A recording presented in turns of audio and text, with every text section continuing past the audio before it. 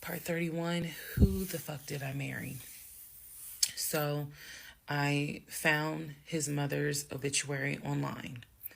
It then told me it listed the it listed his brother in Philly and his wife. It listed Legion, and then it said his wife. I took the name from the obituary and I did a Metro Atlanta court search with that name. I found a divorce record. I found a divorce record with Legion and the same woman's name that was in the obituary. In that divorce record, it looks like he's the one that filed for divorce. This would have been around 2016. This was after the mother's death. He filed for divorce. She was the respondent. I think that's the correct terminology. Both had a temporary protection order against each other. He had one against her. She had one against him. The divorce ended up getting granted, finalized. Then it looks like he went on his way. In the course of the search for her name, I discovered that at one point in time, the two of them had lived in Rhode Island. So that's the connection with Rhode Island, because for the longest time I could not figure out who lived in Rhode Island. That's where that came from. The two of them, he and this woman, lived in Rhode Island several years prior, or a few years prior. I could not find the obituary for his dad. I searched and I searched. I could not find the obituary for his father. For whatever reason, I knew his grandmother's name. I just randomly decided to do a Google search of the grandmother's name. Initially, nothing came up because I was looking for the grandmother's name in Philly. Nothing came up. I looked for the grandmother's name down here in Georgia. Found a record, but it wasn't quite clear. What was clear was that she had died several years prior. So what I found was a different website where it was like a legacy.com type thing. So I believe legacy.com holds old obituaries. Did a search for her name, found a match. That is when I discovered that she actually had passed away in July of 2008. Read the caption of the obituary and verified that in fact it was his grandmother. Because at the bottom of it, again, obituaries tell you a lot. It names who she leaves to cherish her memory. So it lists all the different family members. It lists the brother in Philly. It lists Legion, no spouse, and then a brother in Nashville. Once again, it did not list the two sisters, Shantae and Kim. So I'm even more like, okay, clearly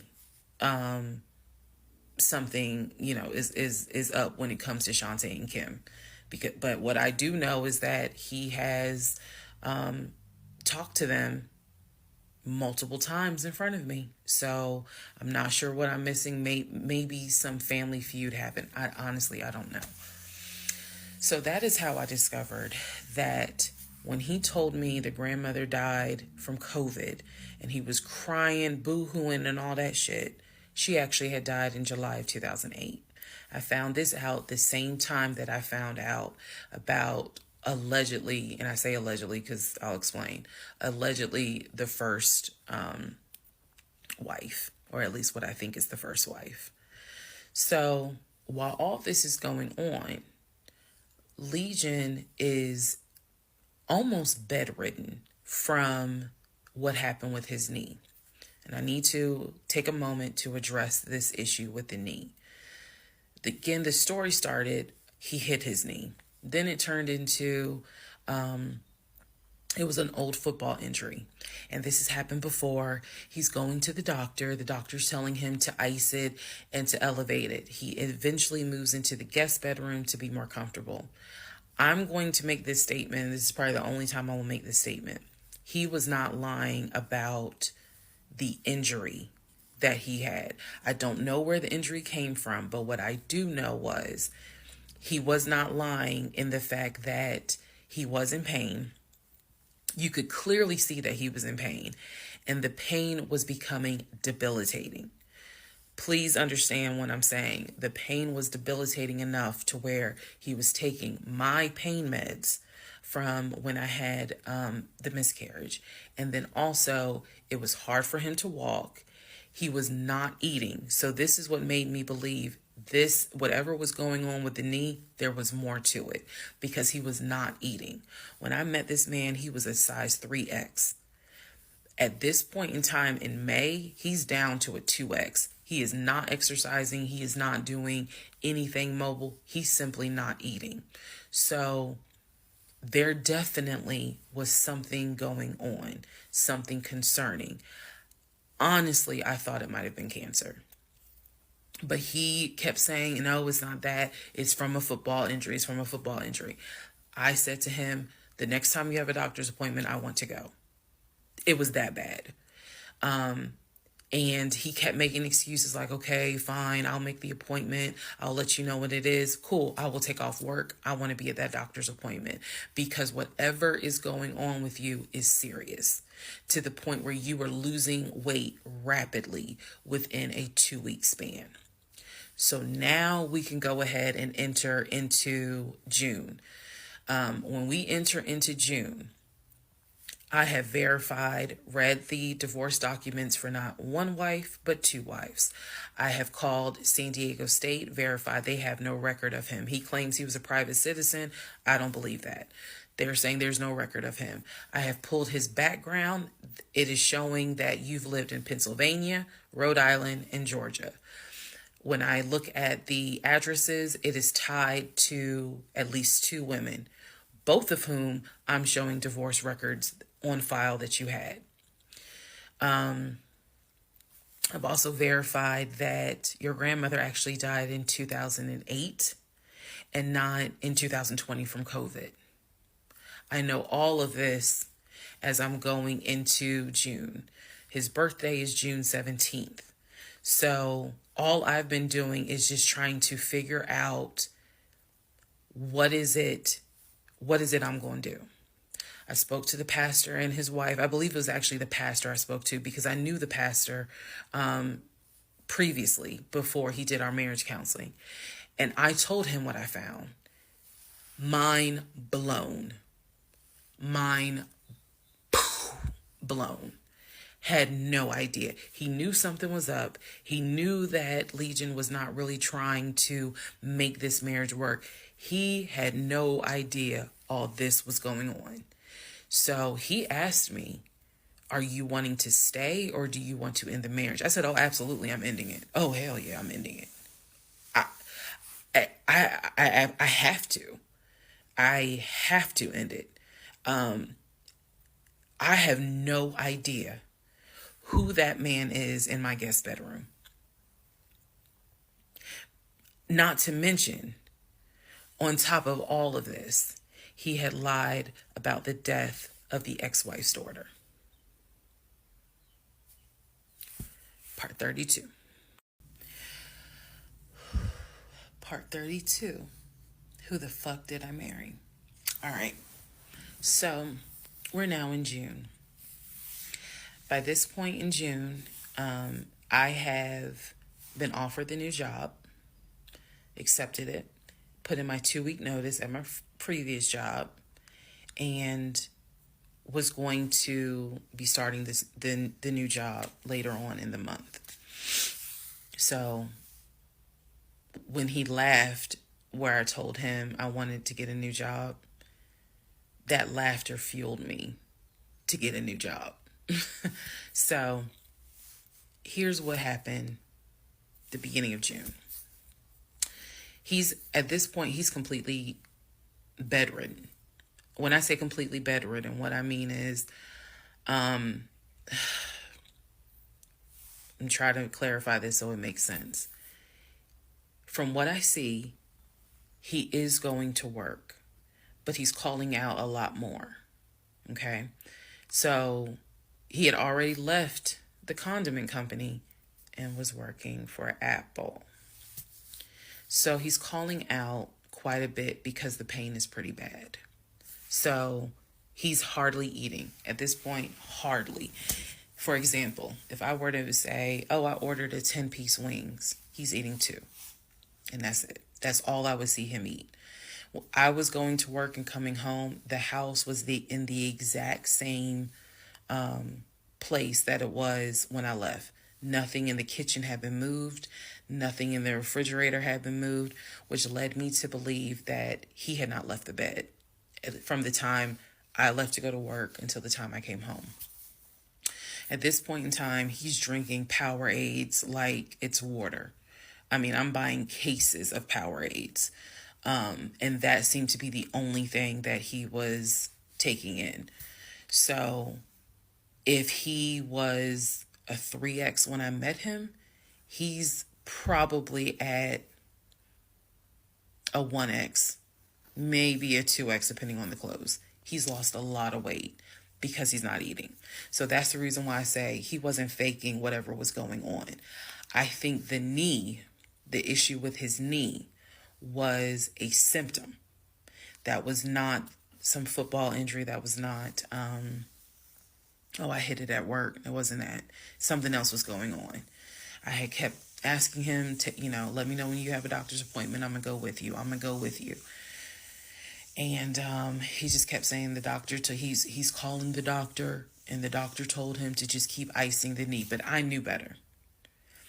What was happening was I didn't care because of all the stuff I was finding out.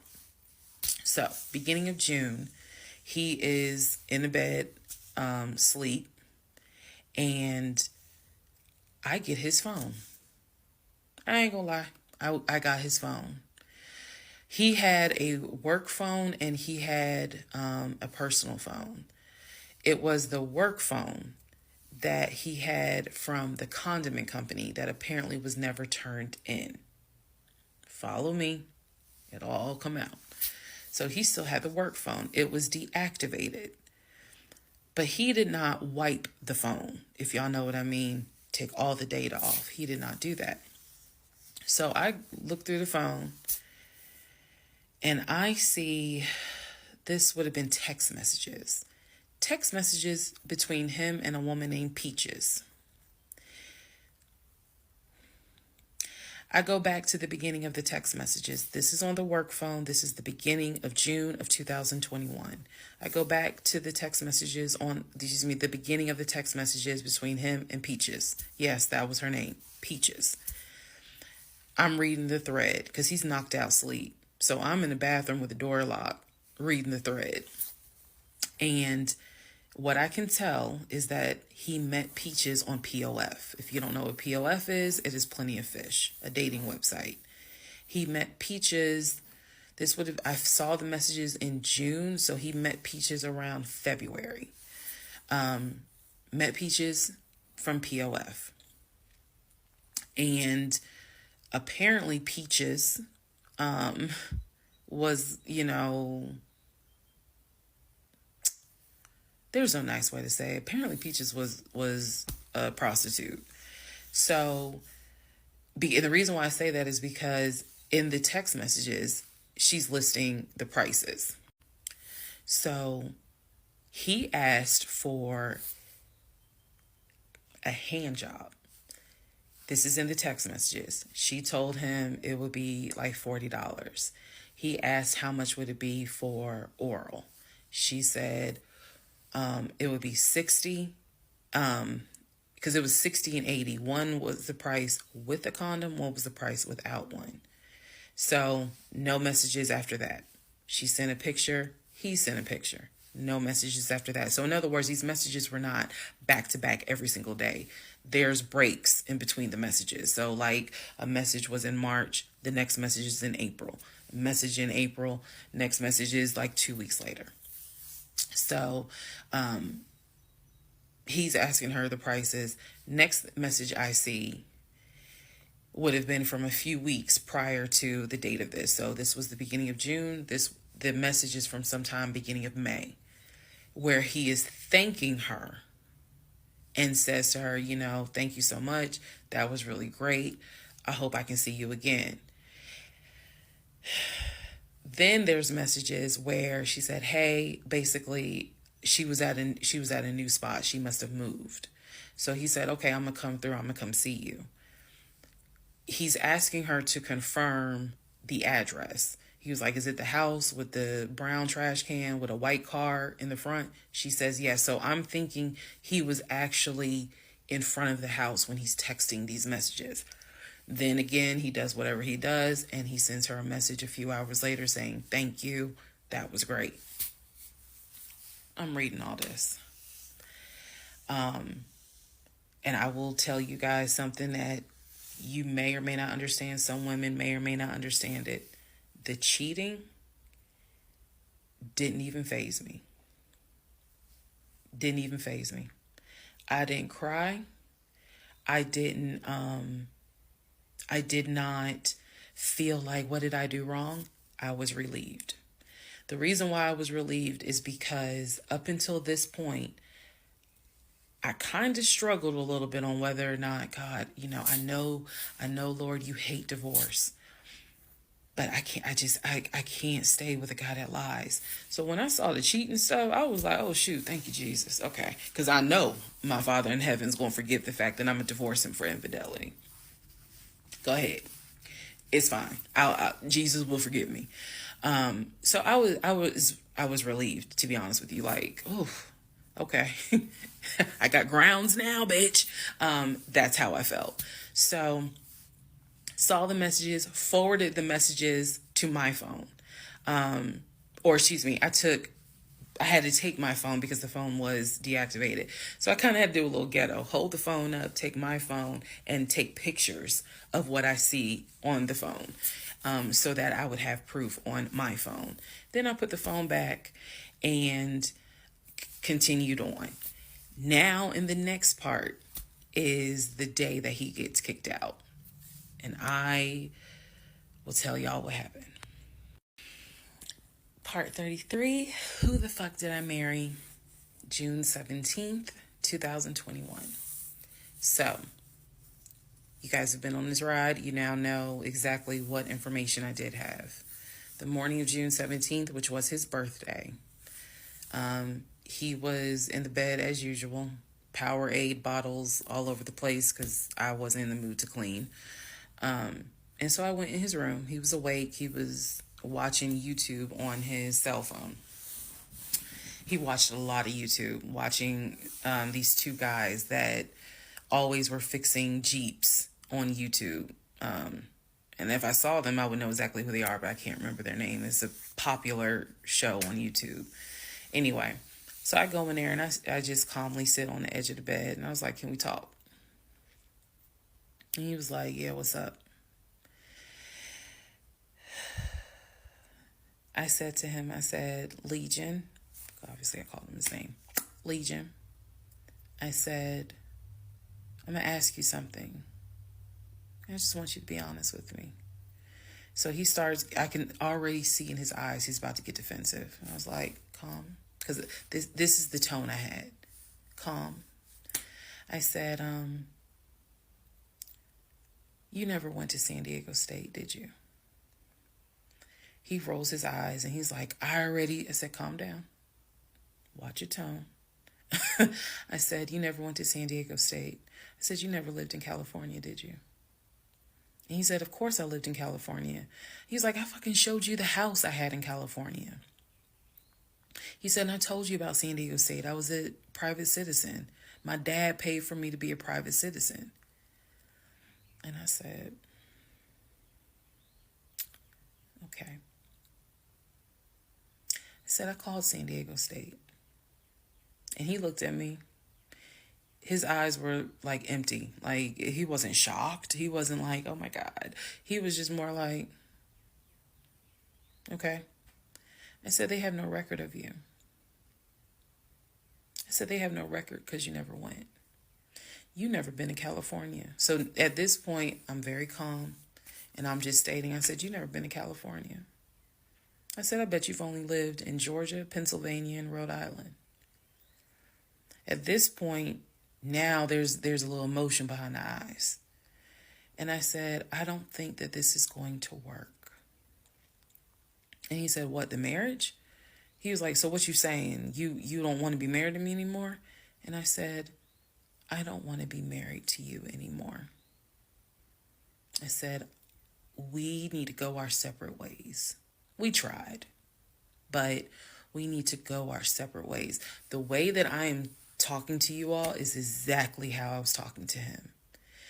And so he was like, that's not what marriage is. Marriage is, you have to fight for what you want. I said, I don't want this. And I don't want to fight for it. I said, I don't want you, and I don't want this. And so he was like, I'm not giving up on the two of us. I said, you don't have a choice.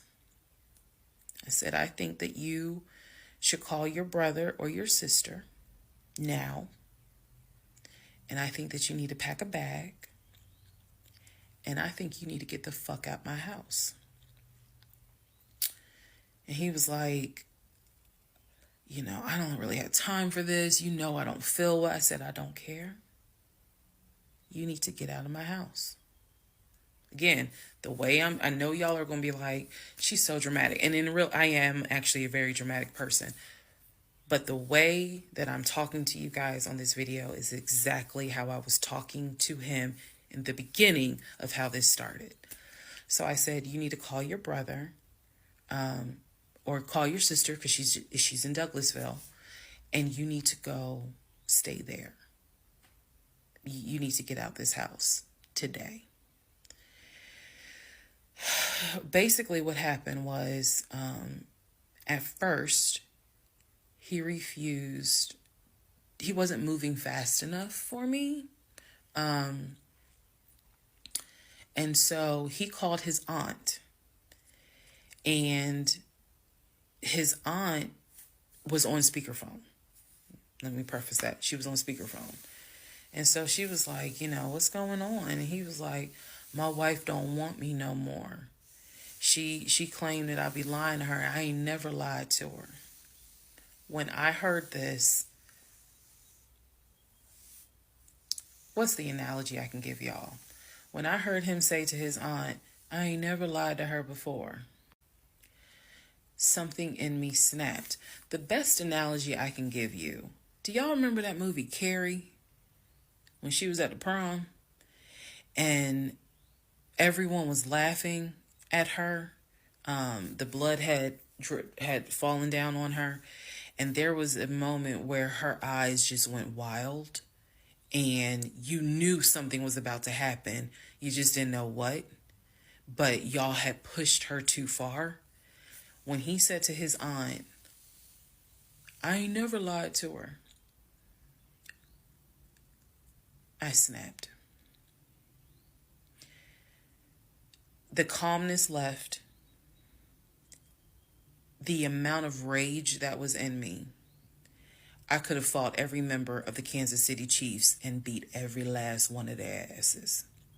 I could have fought every member on the Atlanta Falcons and beat every last one of their asses. I'm not a violent person, but I was there. That statement, I ain't never lied to her, took me there. I went off. I went off. I went off so bad that first of all, every part of me was shaking. I called my mom. My mom was on speakerphone, and she's in Arkansas. My mom's a praying woman. I was cussing like a sailor. My mom finally said, put him on the phone. So I gave him the phone, and I'm standing there, and I'm looking around the room. is the scene that I remember is the Angela Bassett scene in Waiting to Exhale, when her eyes are darting around the room right before she grabs everything to put it in the car to set it on fire. I was more so looking at what weapons were in the room: the lamp, the TV, the dresser. I was looking more, I mean, I was, while she was talking to him, my eyes were darting around the room, because if he did not get his ass up and get his shit and get up out of my house, it was going to be bad. If I have never in my life been on TikTok and said thank, if had it not been for the blood, y'all, I know this is going to sound dramatic. I know this is going to sound like, girl, you so funny. You don't understand. Had it not been for the Lord on my side, had it not been for the fact that I know I got a praying mother, I know I had a praying aunt, I know I've had a praying grandmother in heaven, because I'm telling you, I clearly saw what was getting ready to happen had he not gotten up, got his shit, and got out of my house. So I'm trying to calmly say this because I'm trying to calmly tell this story because the rage had taken over me. The pure, unadulterated rage that I felt when he said to his aunt, I ain't never lied to her, after I had discovered only 2% of the lies at that point. Just 2%. So it was enough for me to be like, you need to get your stuff and go. So my mother gets on the phone and she says to him, Legion, she called him by name. She said, I am not there to control my daughter. She said, in the name of Jesus, get your stuff and get out that house, because I think she might kill you. Get out of the house. She's on my phone. His aunt is on his phone. His aunt said, nephew, come home. Home for her was Philly. She said, I'll send you money. Come home. Leave that house right now, she said, because I think that woman is about to kill you. Let's just go to part 34. Let's all just take a deep breath. Part 34. Who the fuck did I marry? So the aunt told him, I'll send you money. Come home. I'm yelling in the background, by the way. I'm not standing there calmly. I'm yelling. I said, oh, he got money. Yeah, you got money. You got money in that offshore account, right? You got money in that Chase account. You got money to drive. So do what you got to do. I told him, and I'm not going to repeat some of the stuff I said because my mom might see this TikTok. But I did tell him, I was like, if you don't get out of this house, actually what I said was, you have two options. You either going to leave this house voluntarily, or you're going to leave this house involuntarily. And he tried to get a little nuck if you buck. He tried. And that's when because he was still on the bed, still laying in the bed. And he was just like, you ain't going to do shit. Like, don't talk to me like you done lost your fucking mind. Da, da, da. And I calmly got close to him. I got like this close. And I literally said, I will beat you like the bitch you are. I dare you to try me. I said, I will literally beat you like the male bitch you are. And so when I said that, his eyes were like, I said, I'm not even playing. Because at this point, I'm rocking like back and forth. Y'all, again, I'm not some hardened type chick. I'm not. I want the soft lifestyle. But I have been pushed to the point. So I'm rocking, I'm walking back, I'm pacing. So finally, his aunt was able to get through to him. I had called my aunt, my mother, my aunt. I had called the pastor. I had called all these people because I did know that I was in a very dangerous place. Not because I'm scared of him. At this point, I was scared of me. I don't know if this has ever happened to someone where you know your own, you know yourself. You know that you got a line. I was over that line. So I had enough wherewithal to be like, okay, you probably gonna go to jail today. You probably gonna go to jail. You probably ain't gonna have that job in the morning. Like I was there. And again, this is not to sound bragging at all. This was a woman who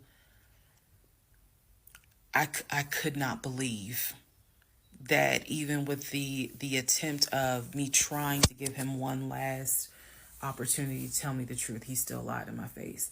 I was at my edge. So I yanked the covers back, and I told him, I was like, get up, get the fuck out of my house. Again, I'm saying it calmly on here. It was nothing calm in the house when this happened.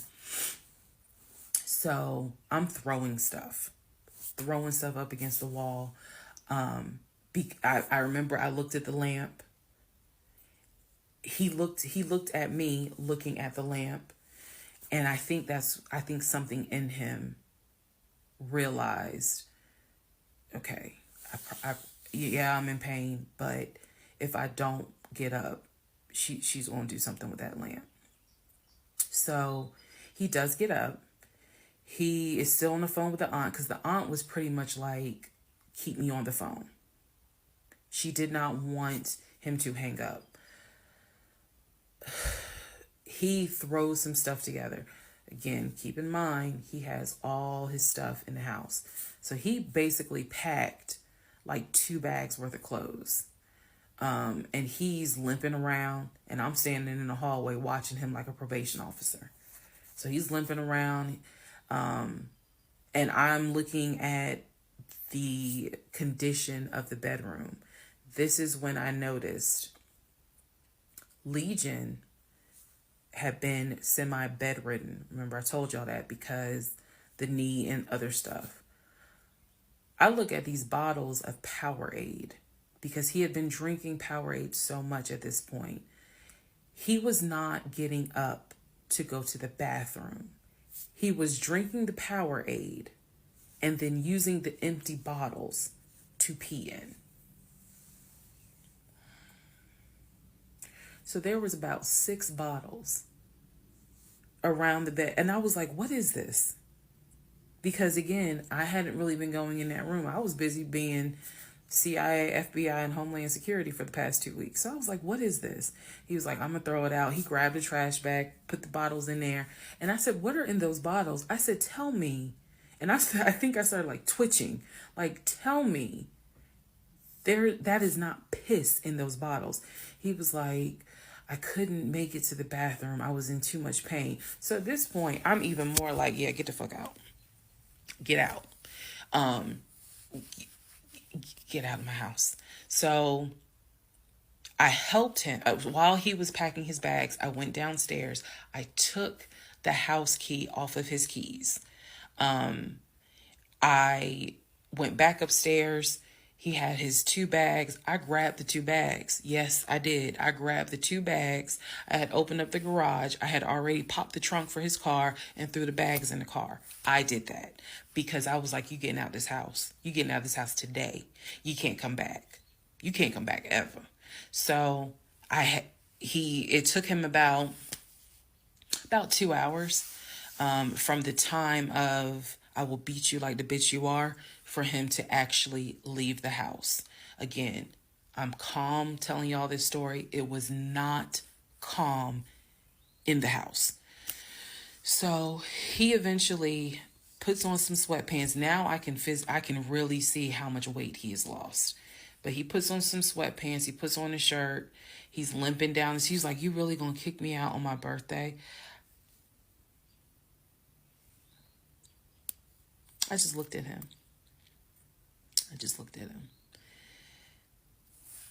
Opened the door. He went through the garage, got into his car, called, his aunt was still on the phone, and she was like, I'm going to send you some money. And that's the part I was like, clearly he has the money. Like, you ain't got to send him money. He doesn't even have to go to Philly. He can just go get a hotel for now. I don't care what he does. He just got to leave his house. So he ends up getting in the car, driving off. My mom calls and she's just like, is he still there? I said no. I had not told her what all he had lied about. Even in the midst of me being angry and me going off, I never told him that I spoke to the ex-wife. I never told him I knew he was lying about the stepdaughter, because then he would have asked how, what makes you say that? So I did keep my word. I never told him I spoke to her. So he eventually left. I text a friend of mine. I text my landlord. I said, I have an emergency. I need to know if it is okay to get the locks changed. Landlord was like, that's fine. My landlord was super cool. Shout out to Mr. Patel. I went to Home Depot, bought brand new locks, text a friend of mine, asked him, when you get off work, can you please come by my house? I need the locks changed today. So he was like, oh, okay, what's going on? I said, I'll explain it later. So to give you a timeline of June 17th, when I asked him about San Diego State and I told him that I know you've never even been to California, that was about 8:30, 9 o'clock in the morning. By the time he left the house, it was maybe going on noon, 1 o'clock. So this happened pretty quickly. If you're wondering, why did you even ask him? I already knew that I wanted out. I knew that. But for some reason, a part of me was like, let's just see if he'll be honest just one last time. And he wasn't. And it sent me into a rage. And then he lied to his aunt saying, I ain't never lied to her. And that sent me over the edge. So by 1 o'clock, by 1:30, he was gone. By 2:30, I had done a pretty good job of cleaning up the bedroom. He had thrown away the Powerade bottles. So I didn't have to touch those. I stripped the sheets. Anything that he touched in that bedroom, I stripped the sheets, threw them in the trash bag, threw them out in the trash can. And so most of this was adrenaline. Adrenaline was pushed because I hate packing. I hate doing all that stuff. I went on Amazon. I ordered oversized, large tote bags because I was packing up all his shit. Part 35. Who the fuck did I marry? So I packed up all his stuff. Okay. The reason why I packed up all his stuff is because, so I had a 3-bedroom, 2.5 bath townhome. One room was the guest room. Obviously, there was a master bedroom. And then we had a TV room that he had made like his Philadelphia Eagles man cave. I was going to put everything that belonged to him, pack it up, and put it in the TV room, because the plan should have been that he's going to come back and get all his stuff. Okay. So that's why I did it. And honestly, it just felt good to pack up his stuff and go through it freely, because when he packed in a hurry, he left obviously really important things. He left all his Invicta watches. He left all his WWE championship belts. And if you know anything about WWE championship belts, you know those things are expensive. He left all his Jordans. He left suits. He left Cole Haan shoes. He left all that because it was such a hurry for him to leave. So all that was still in my house. So around 2:30, I think I wasn't even at a place where I could start crying. I was just too angry, still shaking, packing everything up. One of the things that he left is a photo album with all the pictures of his mom and dad and his siblings growing up. Now, I had the thought of I was going to have a burn party. And I was going to put it on Facebook Live. I was going to burn it with my friends and drink and dance and play music. But it's his deceased parents. I do have a heart.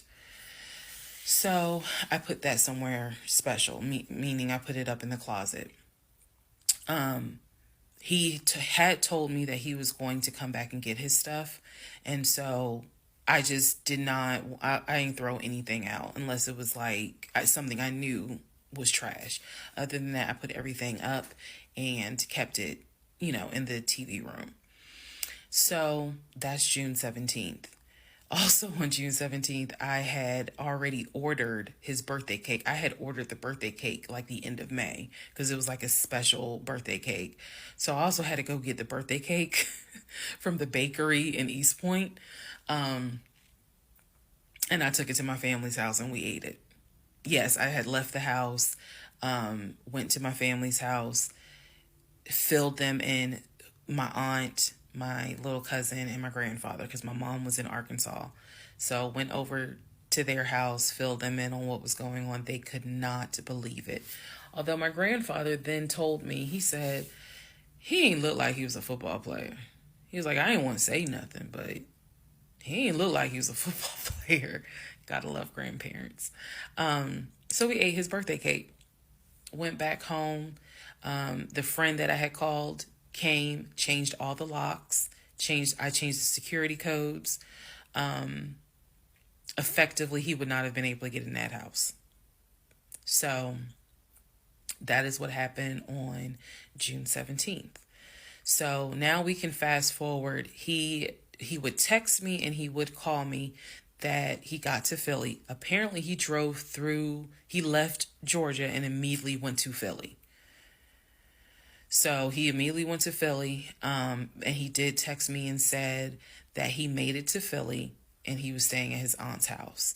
I know that this is a short part. That's okay, because what we're doing now is I went through how we met. I went through how we dated. I went through how we got married. Now I'm taking you all to June 17th. The week after June 17th, he's in Philly. He still would call me. He still would text me. The conversations we were having the week after June 17th, so this would be June 18th up to the 24th. The conversations we are having had to do with divorce. So who's going to file? And he was like, well, I don't want a divorce, so I'm going to fight you on it. Are you? Really? Are you going to fight me on the divorce? I didn't know anything about filing for a divorce. But I refused to stay in a place of ignorance. So I went online. There's a website that you can go to where you pay like a $200, $239 fee, and you fill out basic information and you choose your state. And they will but they will make all your documents. All you got to do is print it out and take it to the court. And it is step-by-step directions. We didn't have any property with each other. We didn't have any kids with each other. So by the state of Georgia's standards, this should be an uncontested divorce. So the conversation that last week, the week of June 18th to the 24th, was about divorce. What stuff do you want to keep? Well, I'm going to come and get all my stuff. I just don't understand why you couldn't talk to me about it. I said, there's no room for talking because you've been lying to me since day one. But even still, keep in mind, as of June 17th, June 18th, June 19th, I did not know what I know now. So the lies were really only like 5% of the whole story. So June 24th or 25th is when I had printed my documents. And I'm laughing because at this point in time, I've read y'all's comments about how that man will print out stuff. I know. But I used the website, typed all my stuff in, got my documents, and then I went. I took a day off from the job because I was getting ready to transition into the new job. So I left work early, went to the courthouse, and filed for divorce. I filed. I paid. And then I already had the documents where he would have needed to sign so that it could then be entered into for a divorce settlement agreement. So going into part 36 or 35, I know there's so many parts. Going into the next part is where I can tell you guys what happened with him, because he drove to Philly and he was in Philly for about a week, maybe 3 to 4 days. Then I get a message on Facebook Messenger from a woman claiming to be his cousin. Lord Jesus. So the cousin tells me, well, actually, I can tell y'all. So the cousin tells me that he's there. He's telling the family that I kicked him out. He's telling the family that I kicked him out after he walked in on me having an affair, that I stole his money, and I then kicked him out. And the man I was having an affair with, he said, was a law enforcement officer who used his duty weapon to threaten him to get out the house. This is what he told his family. And the cousin was reaching out to me. She found me through a search on Facebook and was reaching out to me because she's like, we know he lies. So I'm just trying to figure out is this true? Because he's up here asking us for money, asking to stay on our couches. Like, what's going on? Then she explained to me, we didn't even know he got married. So this is the first time we're hearing about you. What do you mean you didn't know he got married? He talks to his brother every day. She said, who told you that? I said, I've heard him talk to his brother every day. All his brothers. She said, all his brothers? How many brothers do you think he has? I said, he has 4 brothers. I named them. She said, he has 2 brothers. She said, he has the twin and he has the older brother. I said, twin? Who is the twin? Welcome to the next part where we discover the real family tree. Part 36, who the fuck did I marry? The family tree. Please fasten your seatbelts and put the tray tables in the upright position.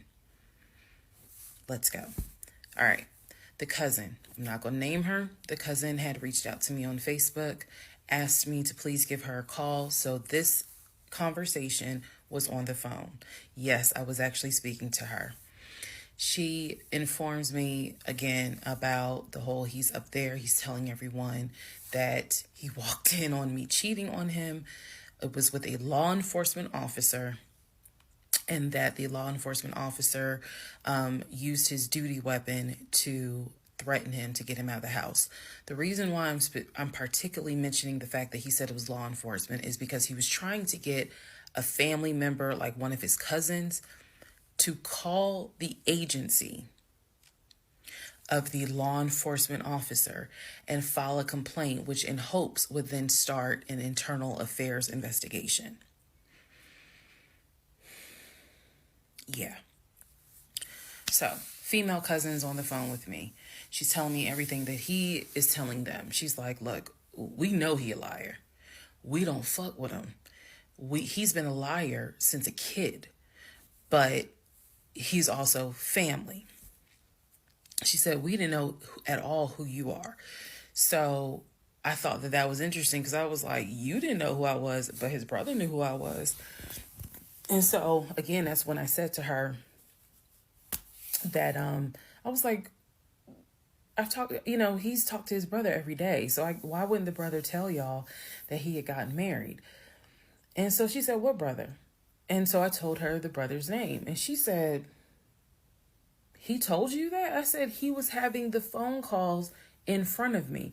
So at this point, what the cousin said was, she was like, okay, I'm going to confirm that with him. She was like, he lives up the street, so I'm going to just confirm that with him. She was like, because I'm pretty sure that they have been beefing for a while. I was like, I can only tell you what I saw, what I heard. That's all I can say. So then when she asked me about, well, how many brothers do you think he has? And I said, he has 4 brothers. Again, I listed all of them. This woman was like, he has 2 brothers. She said he has the twin And he has the older brother, the one that he was on the phone with every morning, blah, blah, blah, blah, blah. I said, twin. Who's the twin? So this is where she explained to me. She said the parents, mom and dad, had the older brother. The older brother is about 5 or 6 years older than Legion. Legion and the younger brother, who lives in Nashville, they are twins. So when he kept saying the younger brother, my younger brother by 2 years, it's his older brother by 20 minutes. They are twins. I have seen a picture of this brother. Yes, they do very much look alike, but I didn't know they were twins. It doesn't even matter. I didn't know they were twins. But definitely they had the same mom and dad.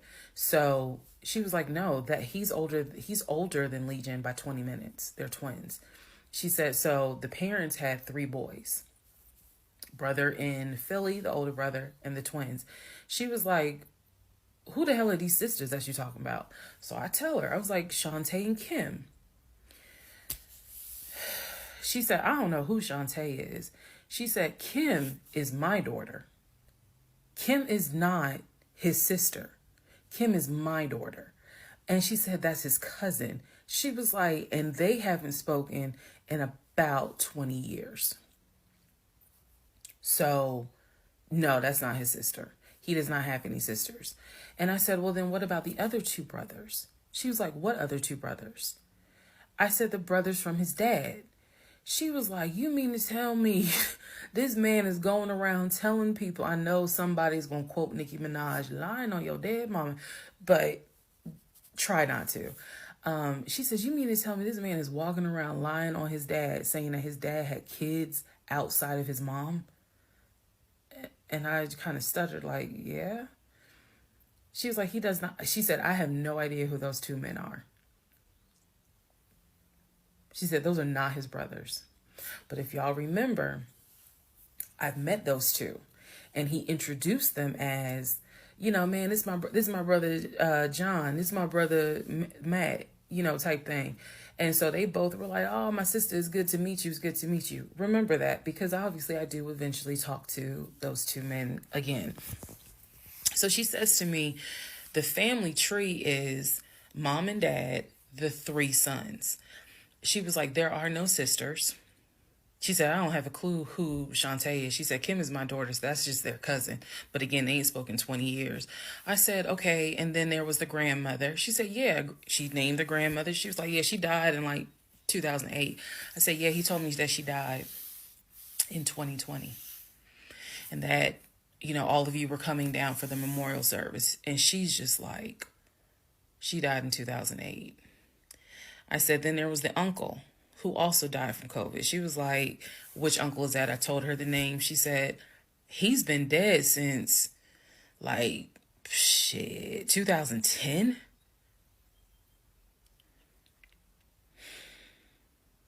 I said, okay, what about the cousin nicknamed Junebug? Everybody got a cut. If you're not African American, we all know a Junebug somewhere.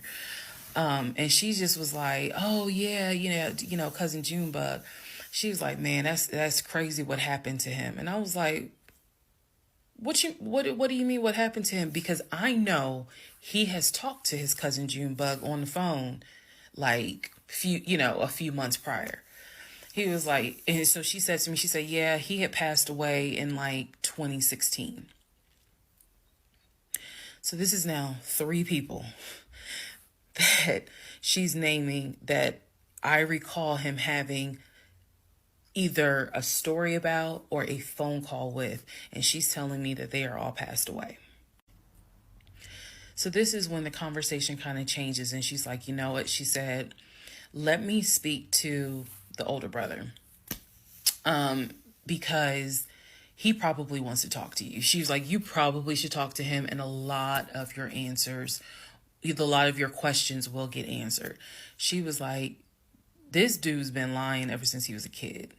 She was like, she said, literally, we don't fuck with him. I remember her saying that verbatim. She was so adamant. She was like, and when he showed up here out the blue talking about how his wife cheated on him with a law enforcement officer, and how the guy took his gun out and threatened him to leave the house. She was like, we knew something was up. She was like, that's why I had to find out who you were and reach out to you and find out the truth. I said, there was no other guy. There was no law enforcement officer.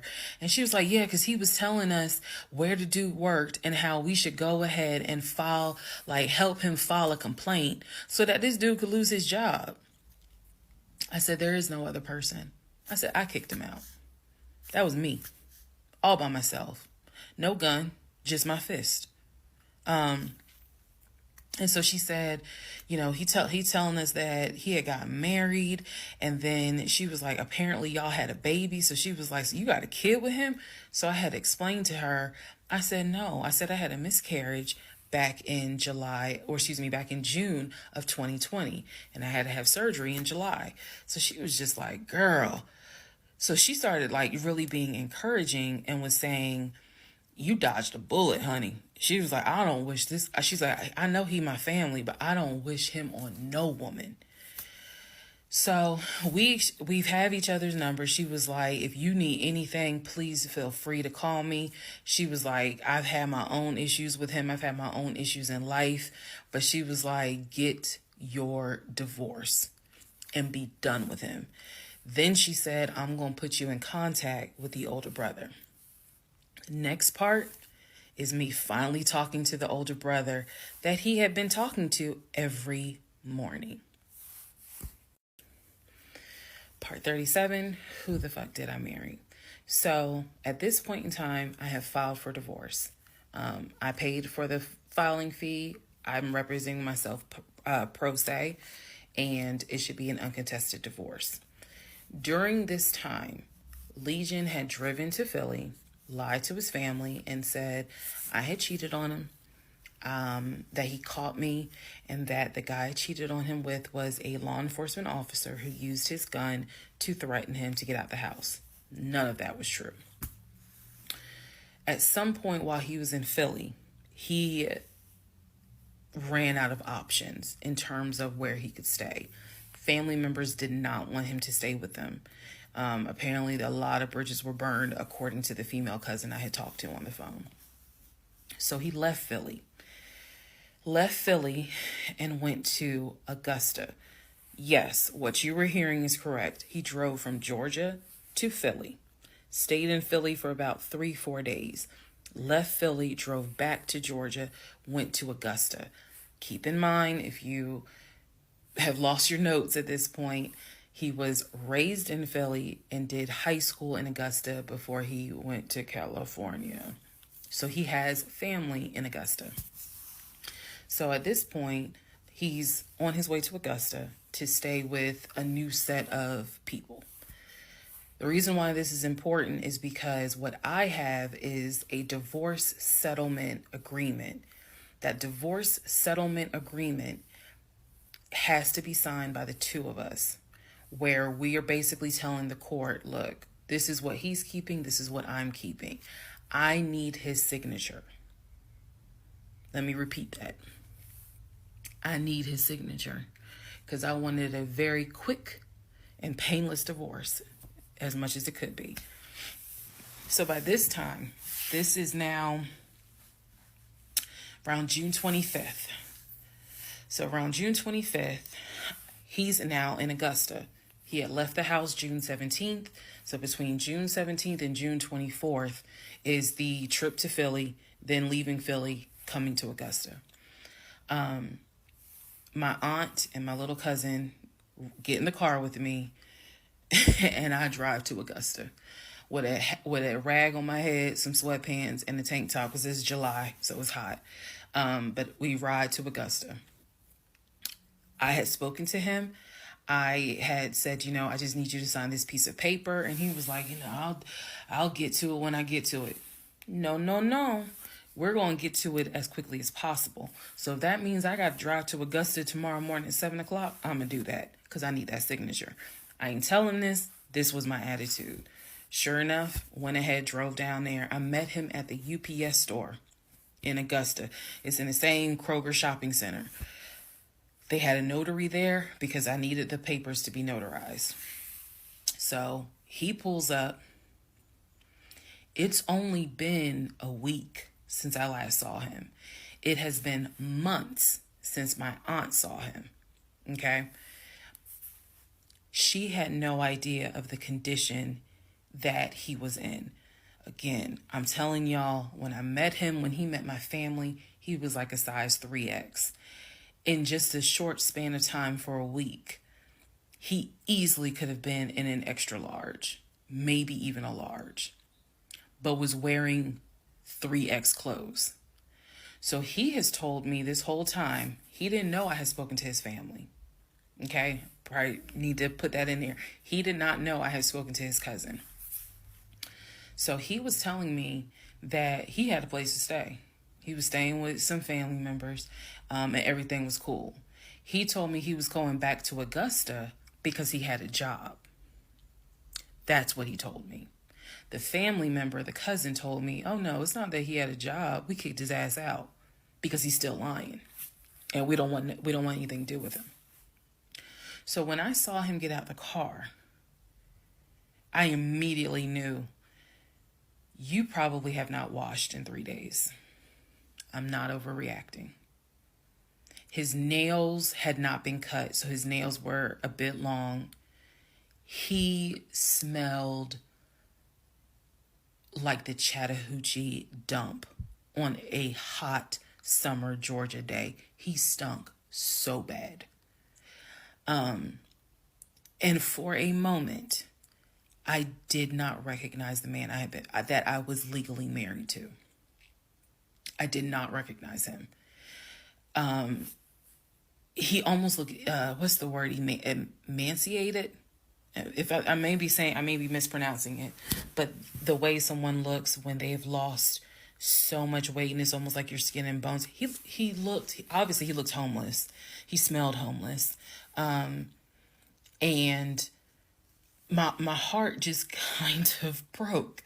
It kind of did. I'll be honest, it kind of broke. It did not break enough for me to not get that signature though. So when he walked into the UPS store, you clearly could see that some of the people were like, let me get away from him. Me, I just was like, okay, so I just need you to sign right here, and I just need you to sign right there. Okay, and then a woman named Lauren came over and notarized the papers, and then we were done because he signed the divorce agreement. He didn't even read it. Reason why I'm pointing that out is because he didn't read the part where what's left in the house now belongs to me. Where he took technically what he was going to take. Everything else in that home belongs to me. Remember, I told y'all he had left all his Invicta watches.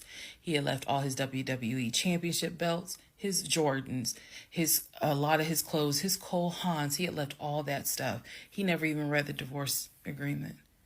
So he signed it. I signed it. Lauren notarized it. We leave the store and I said, have you eaten? And he was like, yeah, I ate. It's just, my knee. So again, he's talking about the knee, but if you saw him, you would know there's way more to it than the knee. So I said to him, look, since you met me here, let me give you some money so you can get you some chicken nuggets. Yeah, that's what I said. You can get you some chicken nuggets. So I believe I gave him like $5 or $6. Go get you some chicken. I think I Zelled it to him, actually. Just go get you some food. Then because where he parked was not far. It was like, okay, I'm parked here. He's parked in front of me in the other row. So there's that aisle that you can drive down. So I walked him to the car. And I saw the condition of the inside of the car. And that's when I knew he's been living in his car. He's been living in his car. So clearly, I no longer had a question of, so where's this offshore account? Where's the U.S. bank savings account? Where's the checking account? Didn't have that question anymore. Because if you had money, you wouldn't be living in your car. You would not be in the same clothes that you were in when you left my house on June 17th. And this is now June 25th. So he was like, I'm going to be all right. I'm about to start a new job. I'm going to be cool. I got a family member I can stay with. Everything's going to be okay. All right. I said, I will let you know when the divorce is granted. I said, I will send you a copy of the divorce decree. And he was like, okay. He said, well, how long you think that's going to take? I said, I'm not sure. I thought I had to wait 30 days before I could file the divorce agreement settlement form. And then the judge would grant it in 30 days. So basically, this is like June 25th. I'm looking at the end of August that it would take for the divorce to be granted, assuming there were no hiccups, assuming he didn't decide he was going to pull a fast one. So I told him, I was like, I'm going to file this, and then once we get the divorce decree, I'll send you a copy. He said, okay. He got in his car. I got in my car. I drove all the way back home, and he went to wherever he went. Next part is the next series of lies that I was faced with. All right, part 38 of Who the Fuck Did I Marry? I'm going to call this housekeeping and missing pieces. So, housekeeping. First and foremost, as much as I know you all have enjoyed this series, and some of you have told me how entertaining you have found it, the story will be done this weekend. So, in other words, I don't care how many parts I gotta film.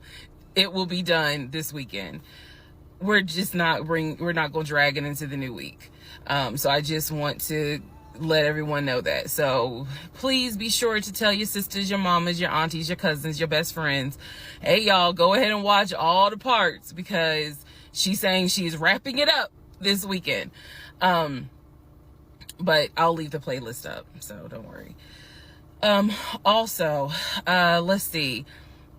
I'm sorry for the people who were like, I keep talking really slow. I didn't know that I was, and they're like, you're just long-winded. I'm very detailed. So that's probably what you're feeling, is that I'm detailed and I'm trying to get everything out, again, in a responsible manner.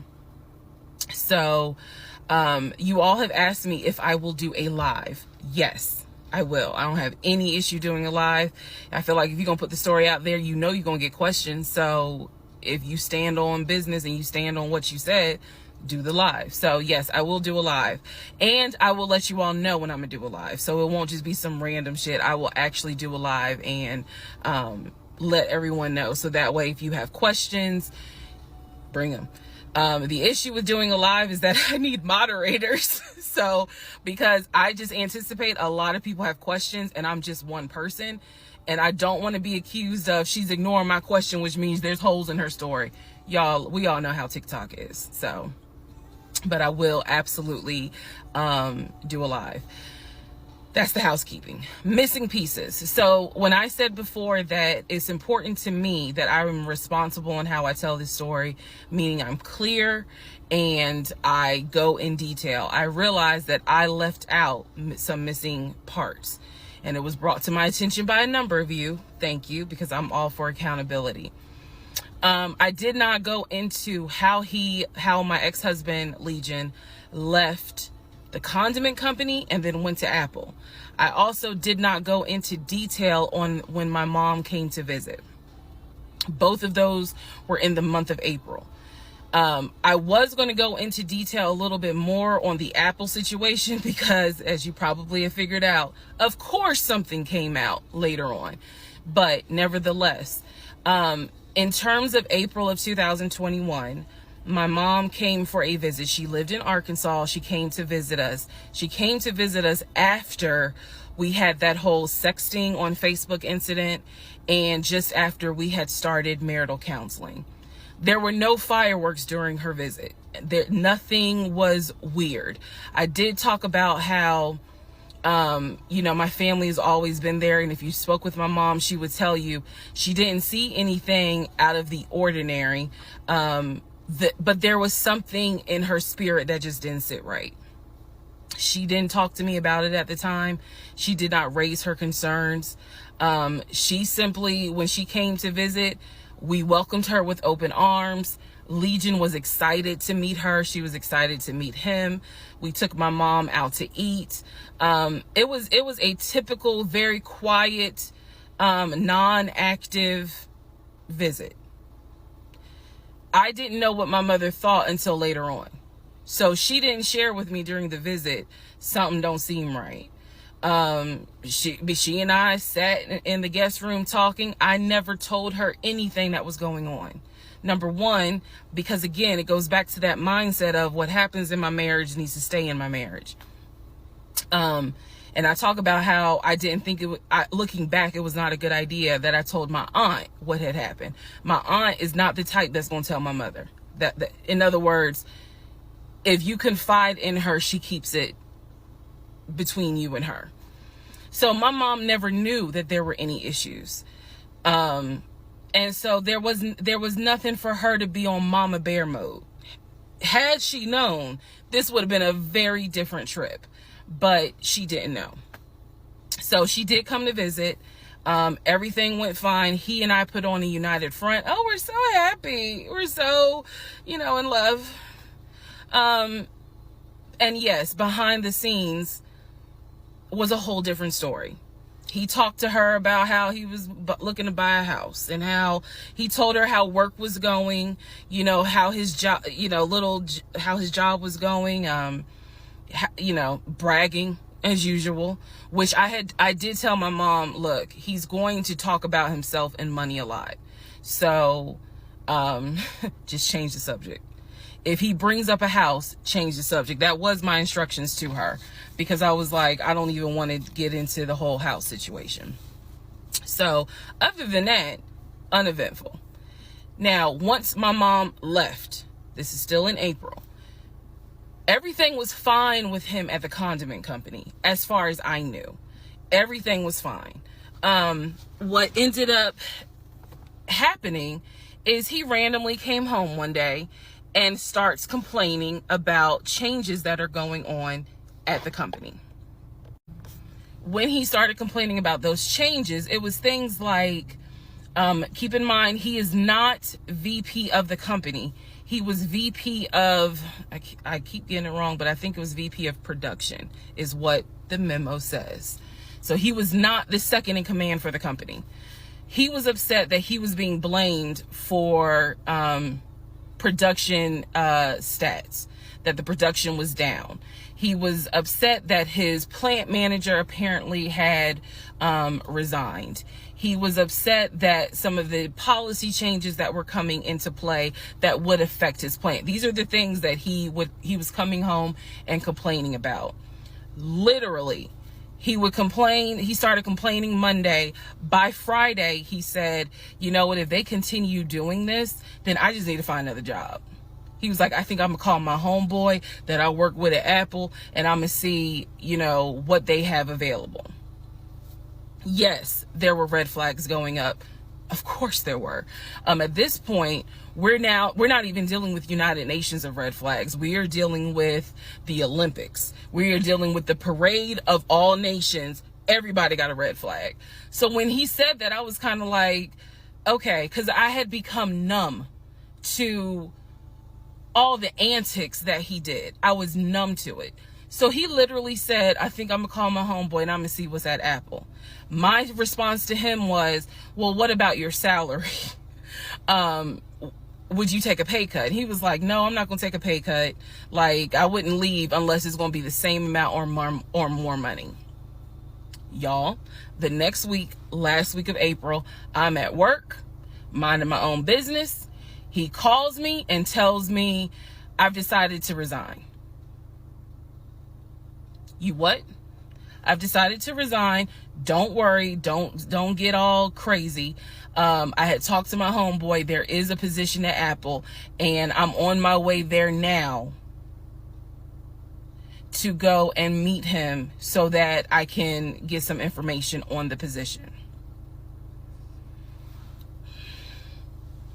We're married, y'all. we're married. So what I said to him was, well, will you get all this in writing? His words to me were, of course I'm going to get it in writing. I'm not stupid. You know what? I don't even want to talk to you no more. Click. That's the end of April. So that is how I was introduced to this Apple job. Again, if you stick with this series, you will find out exactly what happened.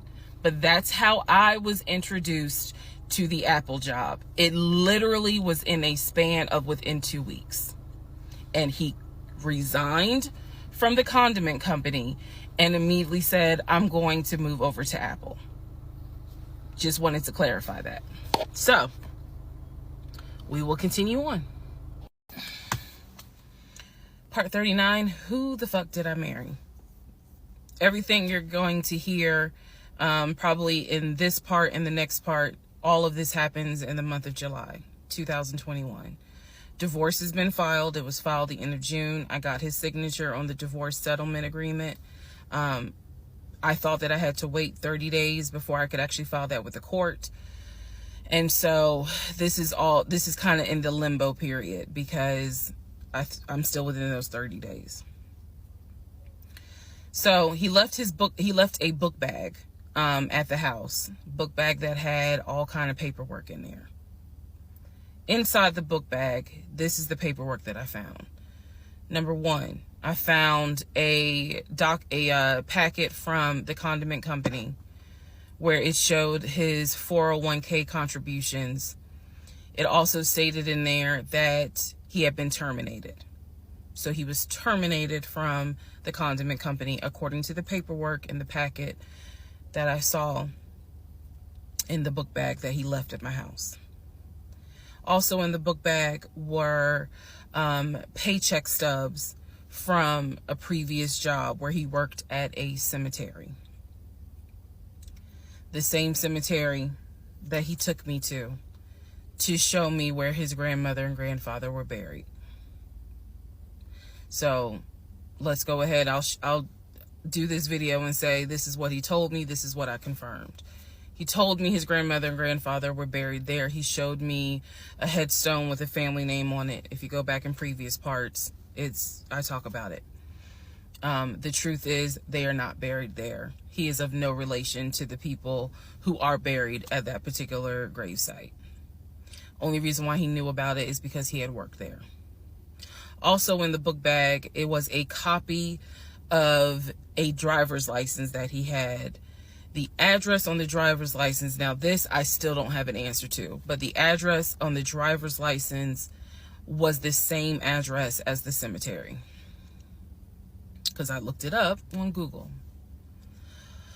Also in the book bag was paperwork from another construction company job, meaning it was paycheck stubs from another construction company here in Atlanta that he had worked for. It did not have dates on it, so I don't know when he worked for the construction company. Also in the book bag paperwork was unemployment paperwork. So it looked like he had been receiving unemployment just before I met him. I met him in March. It looked like he had been receiving unemployment January and February. So once again, let's confirm. He did not work for the condiment company for 6 to 7 years. Also in there were scraps of paper from a temp agency where it was information on the job that he had been placed at. Where was that job? The condiment company. He would be a forklift /loader is what it said. So I interpret that to mean he can drive a forklift, but he would have been loading up the 18-wheelers for them to go out to their deliveries. Also in this book bag was paperwork from Clayton County courts, I believe, for a weekend, what is it called? A weekender jail. It was like a weekender jail receipt. So I had to do some research. So apparently what that means is that there is an option where if you have a job, let's say you were sentenced to 60 days in jail, but you have a full-time job. apparently the court can say, okay, you'll go to jail on the weekends. So in other words, you have to report to the jail on Friday at 5 o'clock, and you'll be there Friday, Saturday, Sunday. You will get out Sunday at 6 o'clock. Apparently that's actually a real thing. So what was in the book bag were multiple yellow receipts for different weekends that he had to report and get out of jail. Last but not least, there were some additional pictures, and then there were some, and when I say pictures, I'm talking about family photos. And then there was another additional copy of his driver's license with the Douglasville address. I looked up that address. The name associated with that address was the same name as the ex-girlfriend that he had in between the ex-wife and me. If you go back to the video where I talk about the conversation I had with the ex-wife, she tells me that the address was going to come back to the ex-girlfriend. I'm simply saying that is correct. So what she told me is true. So because of everything that I found, I decided to go down a new rabbit hole. Again, just recapping what I said in previous videos. Ex-husband was always a stickler about law enforcement. His dad was a retired police officer. I'm just telling y'all the story. His dad was a retired police officer. Mom was a retired teacher. After his dad retired, they moved to Augusta, started a church. He took me to that church in Augusta. The same day that he took me to meet his aunt who lived in Augusta. So these are now things that he actually took me to, just like he took me to the cemetery. So that's what I found in the book bag. The Weekender jail receipts. I went ahead and went online to find out exactly why did he have to go to jail for the weekend. And I'm going to end this part here. The next part has to do with his criminal history. Part 40, who the fuck did I marry? So we are now at the point of July 2021. We're at the point where I've spoken to the female cousin, and she gave me the phone number for the older brother. For the purposes of this video, we're going to call him Chris. Chris was very nice. I called him. He was gracious. He was willing to answer whatever questions I had. And what he said to me was, he said, my brother has always been a liar. He's always been a liar. He said, but ask me what questions you have and I'll confirm what's real and what's not. First question I had was, when was the last time you spoke to him? Without missing a beat, Chris says, 2015, just after our mother's funeral. I explained to him about the phone calls, the fact that Legion would be on the phone for 35 minutes, laughing, talking to Chris, relaying messages from Chris to me, and relaying messages from me to Chris.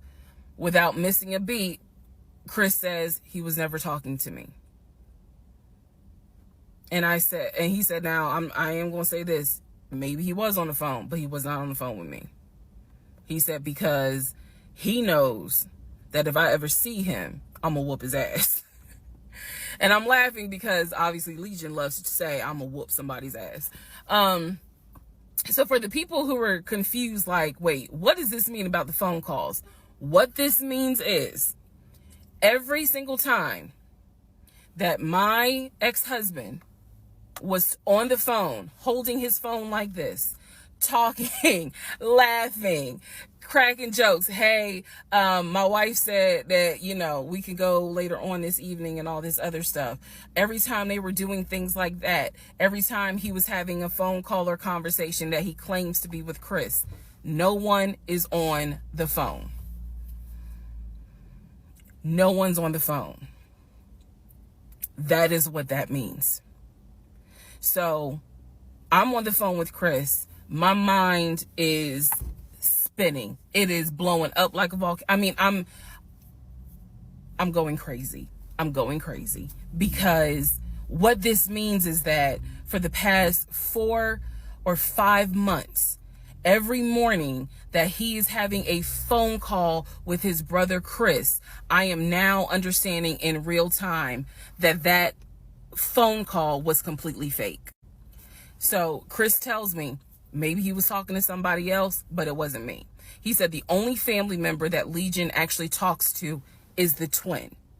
And that's only because for some reason, I guess it's their twins, he helps him out when he needs it. Legion only calls the twin when he needs money.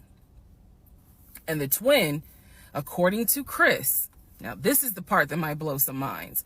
The twin brother, the one that is older by 20 minutes, is VP of his company, is married, drives a luxury car, and lives in like a 4 or 5 bedroom house in Nashville.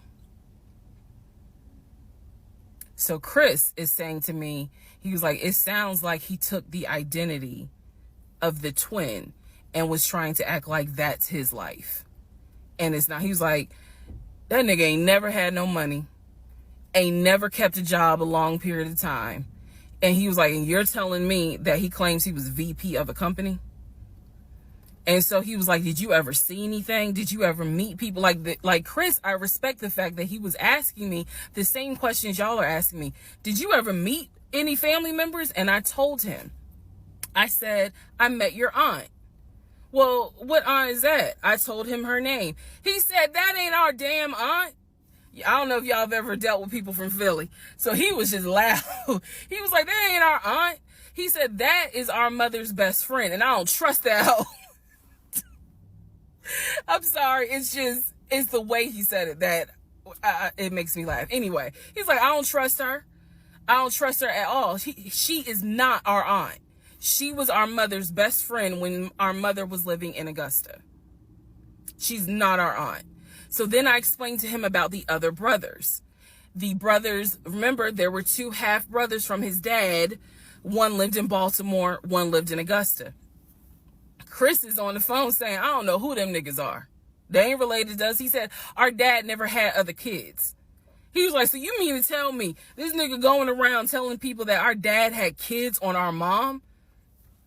And I said to him, well, the way he actually put it is that the 2 brothers came before y'all. He was like, hell no. No.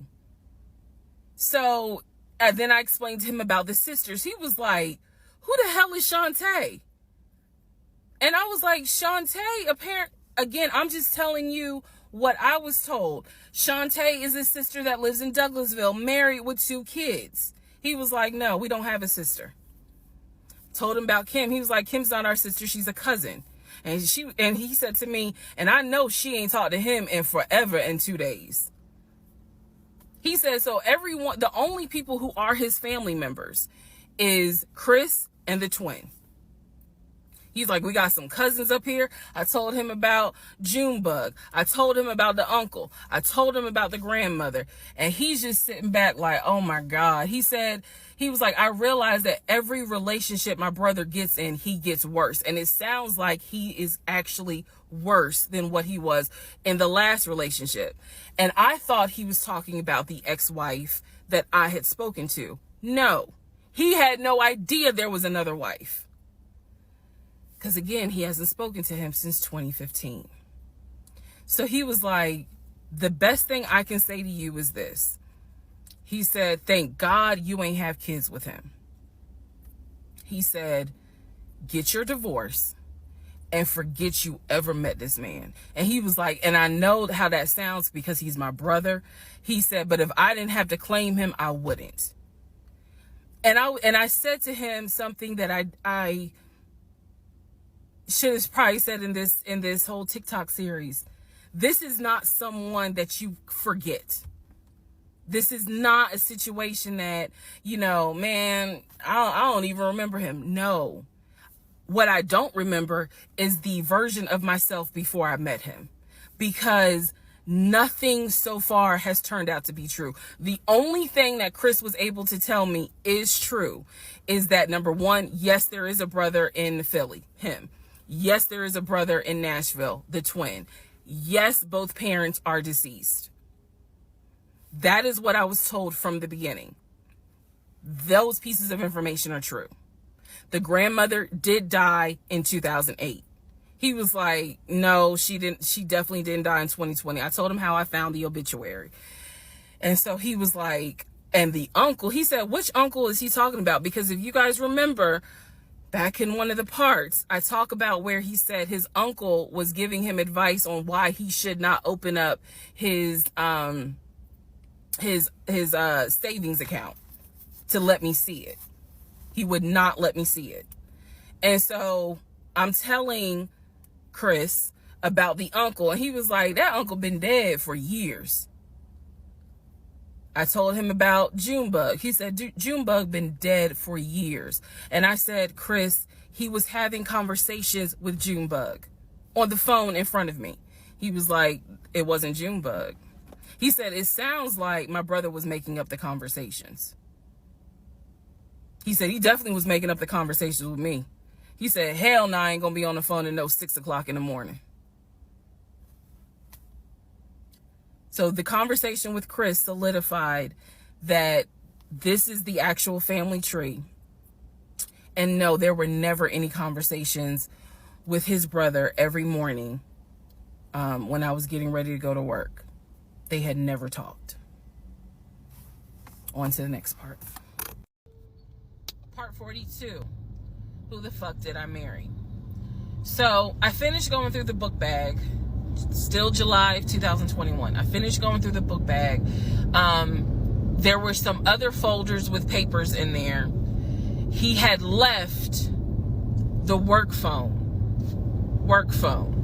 What I actually found out was that it was not a work phone. It was simply a secondary personal phone. He told me it was a work phone. I thought that the company was paying for the work phone. That's what I thought. No. Because I found receipts where basically, and I didn't know this, ladies and gentlemen, I had no idea, but I found receipts where it was a prepaid phone and he's paying to add minutes to it. So it's just receipts of, you added minutes to the phone on this date, you added minutes on that date.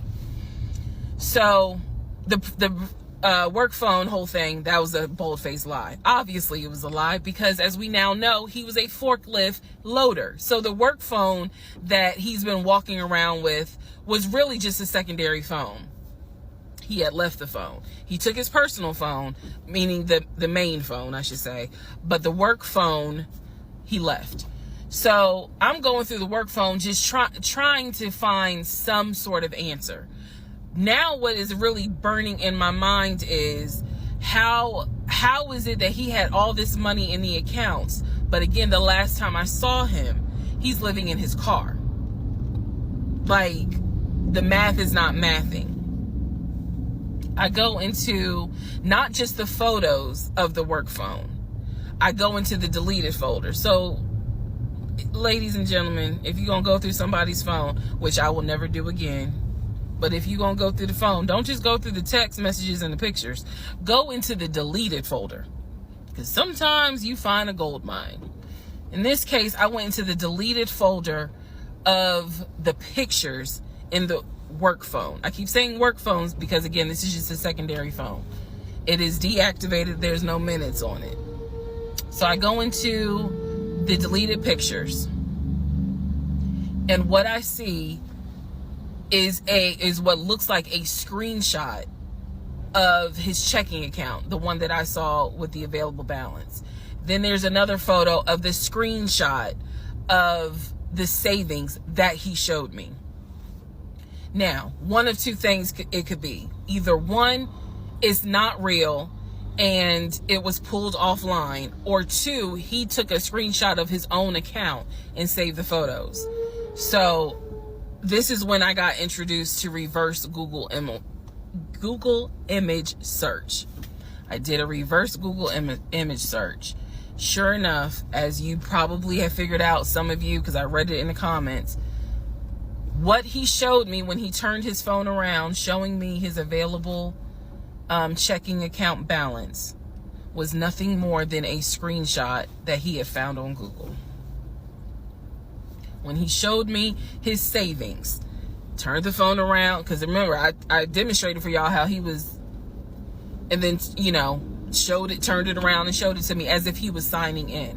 When he did that, he was simply showing me a screenshot that he had taken from Google Images. Because when I did a reverse Google image search with those two photos, the checking and the savings, it came right up. It was nothing more than just Google Images. In my phone, I didn't even need this because, again, I already knew that he was not a VP regional manager, but still, for shits and giggles, I did a reverse image search of the charcoal BMW. Remember, I told y'all he had sent me pictures of the company car. Nothing more than a screenshot he had taken off of Google Images. The house that he showed me that he had in San Diego, Google Images. So, what we can now confirm is anything he showed me when he's turning his phone around is nothing more than an image from Google Images at this point. The checking account, the savings account, Google Images. The house, Google Images. The company car, that charcoal gray BMW 5 Series, Google Images. So at this point, I realized, okay, nothing is real. And I wasn't so much in a rage, to be honest with you. I wasn't in a rage then and there, as much as it was, I really truly had a moment where I said to myself, oh my God, what the fuck have I let in my life? Like, this is not even human at this point. That's really how I felt. Like, again, as someone who, I studied psychology, but I didn't graduate with a psychology degree. However, I have never dealt with a pathological liar. I have studied about them, but I have never come into contact with a pathological liar. Because to a compulsive liar, if you ask them, man, why did you lie to me? They probably are going to have a reason. Pathological liars don't have a reason. Like, there's no limit to the lie. So I have now confirmed that at least 70% of everything that I thought I knew is now absolutely not true. Absolutely not true. So in between all of this, I get a phone call from the aunt in Augusta. The aunt in Augusta, who Chris has confirmed is the mother's best friend. She is not their mother's sister or dad's sister. She's the best friend of the deceased mom. She calls me, and this is the one I have met. This is the one that Chris was like, I don't trust that hoe, anyway. So she called because she wanted to know what happened. She wasn't trying to be nosy or messy or anything like that. She's just trying to find out what happened because apparently Legion is trying to come stay with her. So she asked me, sweet lady, but she said, what happened with you guys? And I told her we're getting a divorce.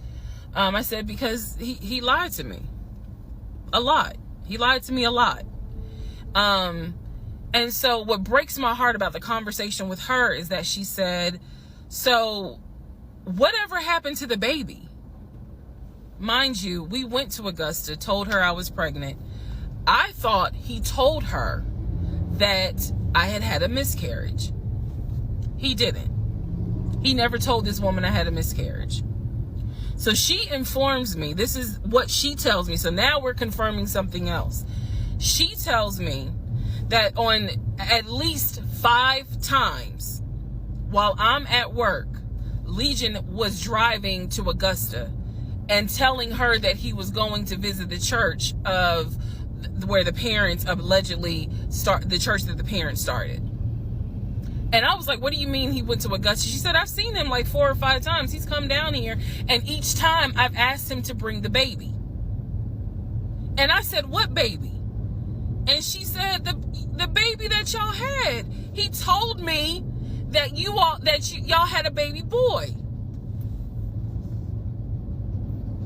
And I said, no, ma'am. I said, I had a miscarriage in June of 2020.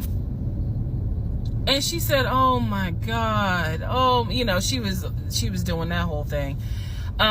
She said, this whole time he told me that y'all had a son in January. And I have been asking him for pictures. I have been asking him to bring both of you down here so I could meet him.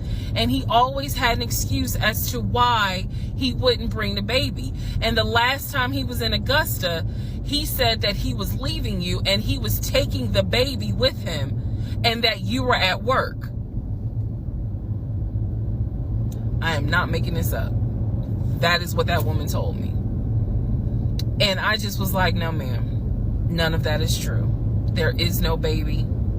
I said I had no idea he was going to Augusta. Next part. Part 44. Who the fuck did I marry? The videos that you saw earlier were filmed earlier today. And yes, I'm aware. It was brought to my attention. I had to make a decision whether or not to finish, keep my word, or stop, disappear. I mean, disappear. Okay.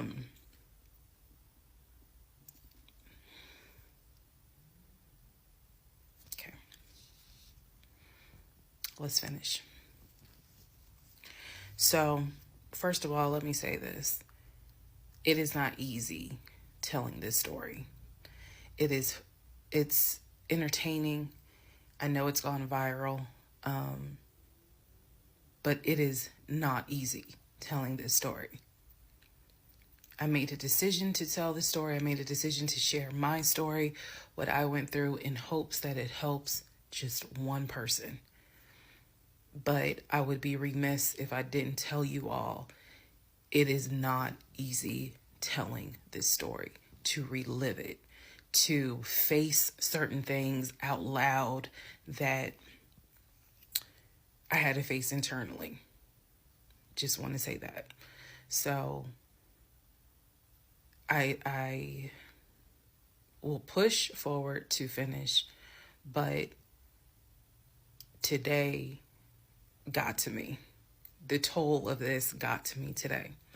So I know that you all are like, we're waiting on the next part. We're waiting on the next part. I appreciate that. And I get it, because if I was in those shoes, I would be waiting too and be like, where is it? So I understand that. But the toll was real today. All right. So with that being said, we are still in July of 2021. I had talked to the brother, Chris. I talked to the aunt. I talked to all these people. And now was the time where I had saw the receipts for the weekend jail type thing. So I went ahead and did a search for his criminal history. I ran his criminal history. I did that on my own at home with my money. So this was not, I think someone had asked if I did anything with my job. No, I did not. I know better. So I ran a criminal history, or I paid for a criminal background report. For him to say that he appreciates law enforcement so much, it was obviously a lie, because the criminal history showed that he had been arrested for criminal trespassing. He had been arrested for suspended license, suspended registration. But the big thing was impersonating an officer. If you don't know anything about impersonating an officer, it is a felony. Period, point blank. As sure as Peachtree runs from Bankhead to Buckhead, it is a felony. So seeing that, seeing what court it was in, I did another open records request for the incident report. I wanted to know exactly what the circumstances were, especially given the fact that I worked in law enforcement at the time. What were the circumstances as to how he was arrested for impersonating an officer? So I did an open records request. I got the incident report, and I'm tired of saying my jaw hit the floor. But on this one, my jaw hit the fucking floor. I respect law enforcement. Again, I was working in an agency with a lot of great men and women. Basically, what the incident report, and I'm paraphrasing it because I don't have it sitting in front of me.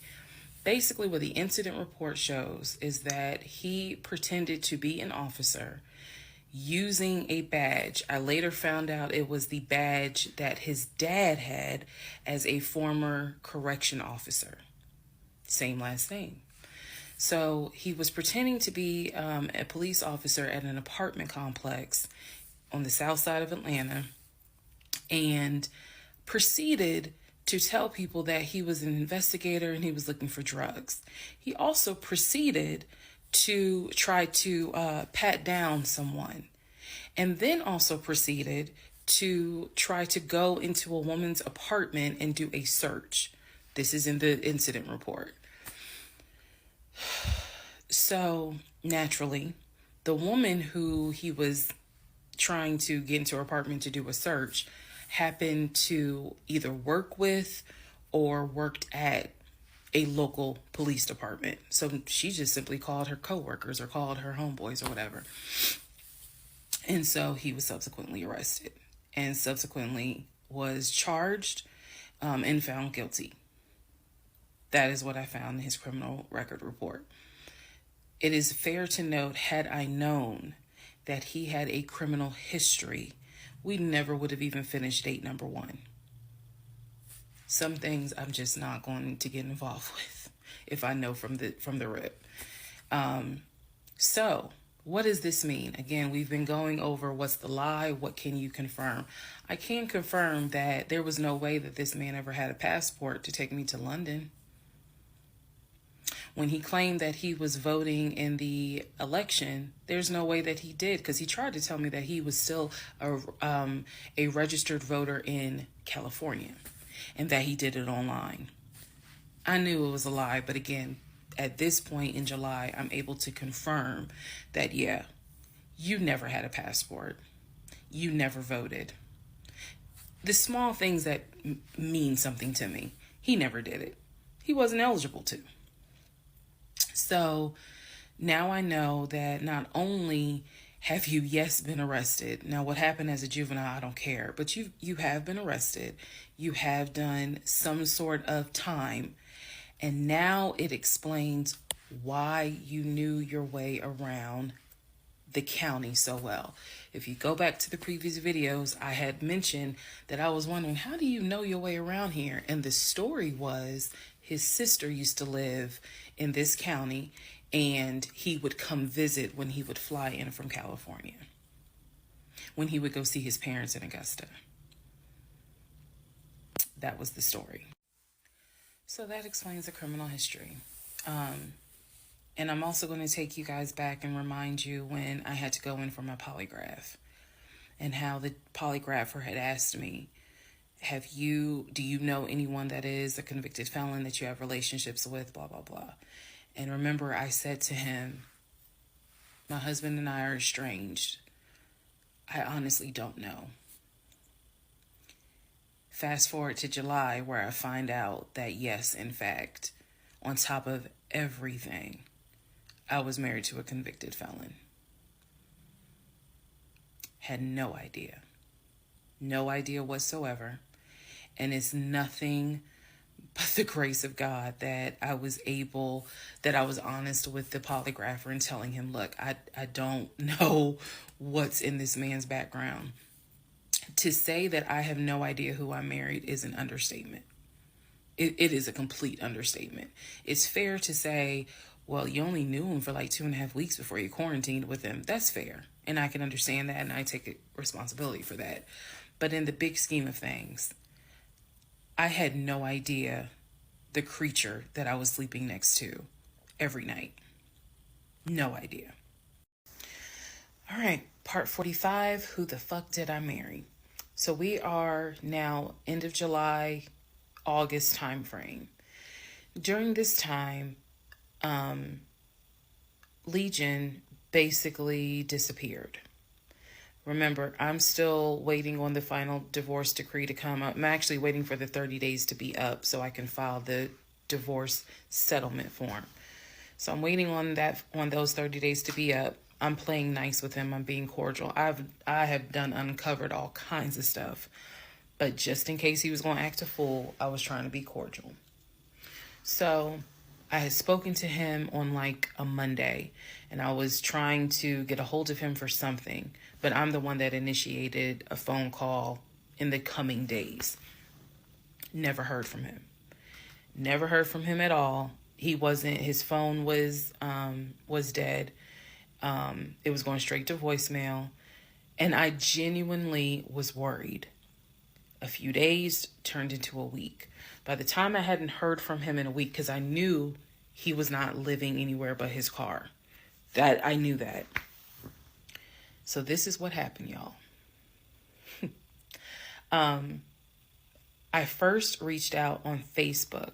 Remember, even though he has told me that he had all these siblings, we know he didn't have all these siblings.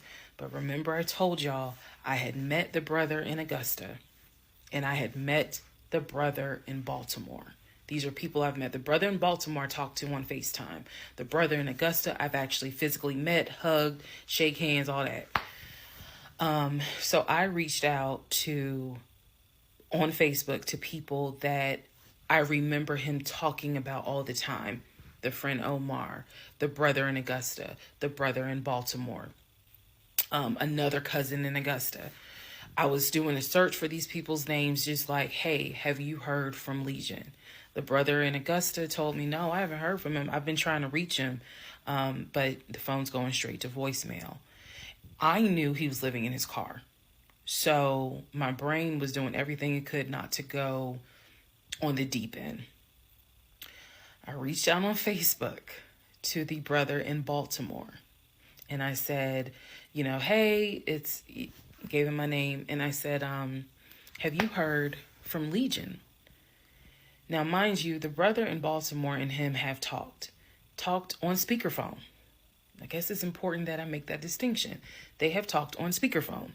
So I know that they have talked at least in 2020.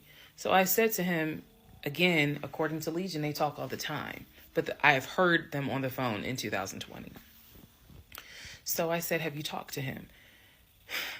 The brother from Baltimore informs me, no, I ain't talked to him. He owes me money.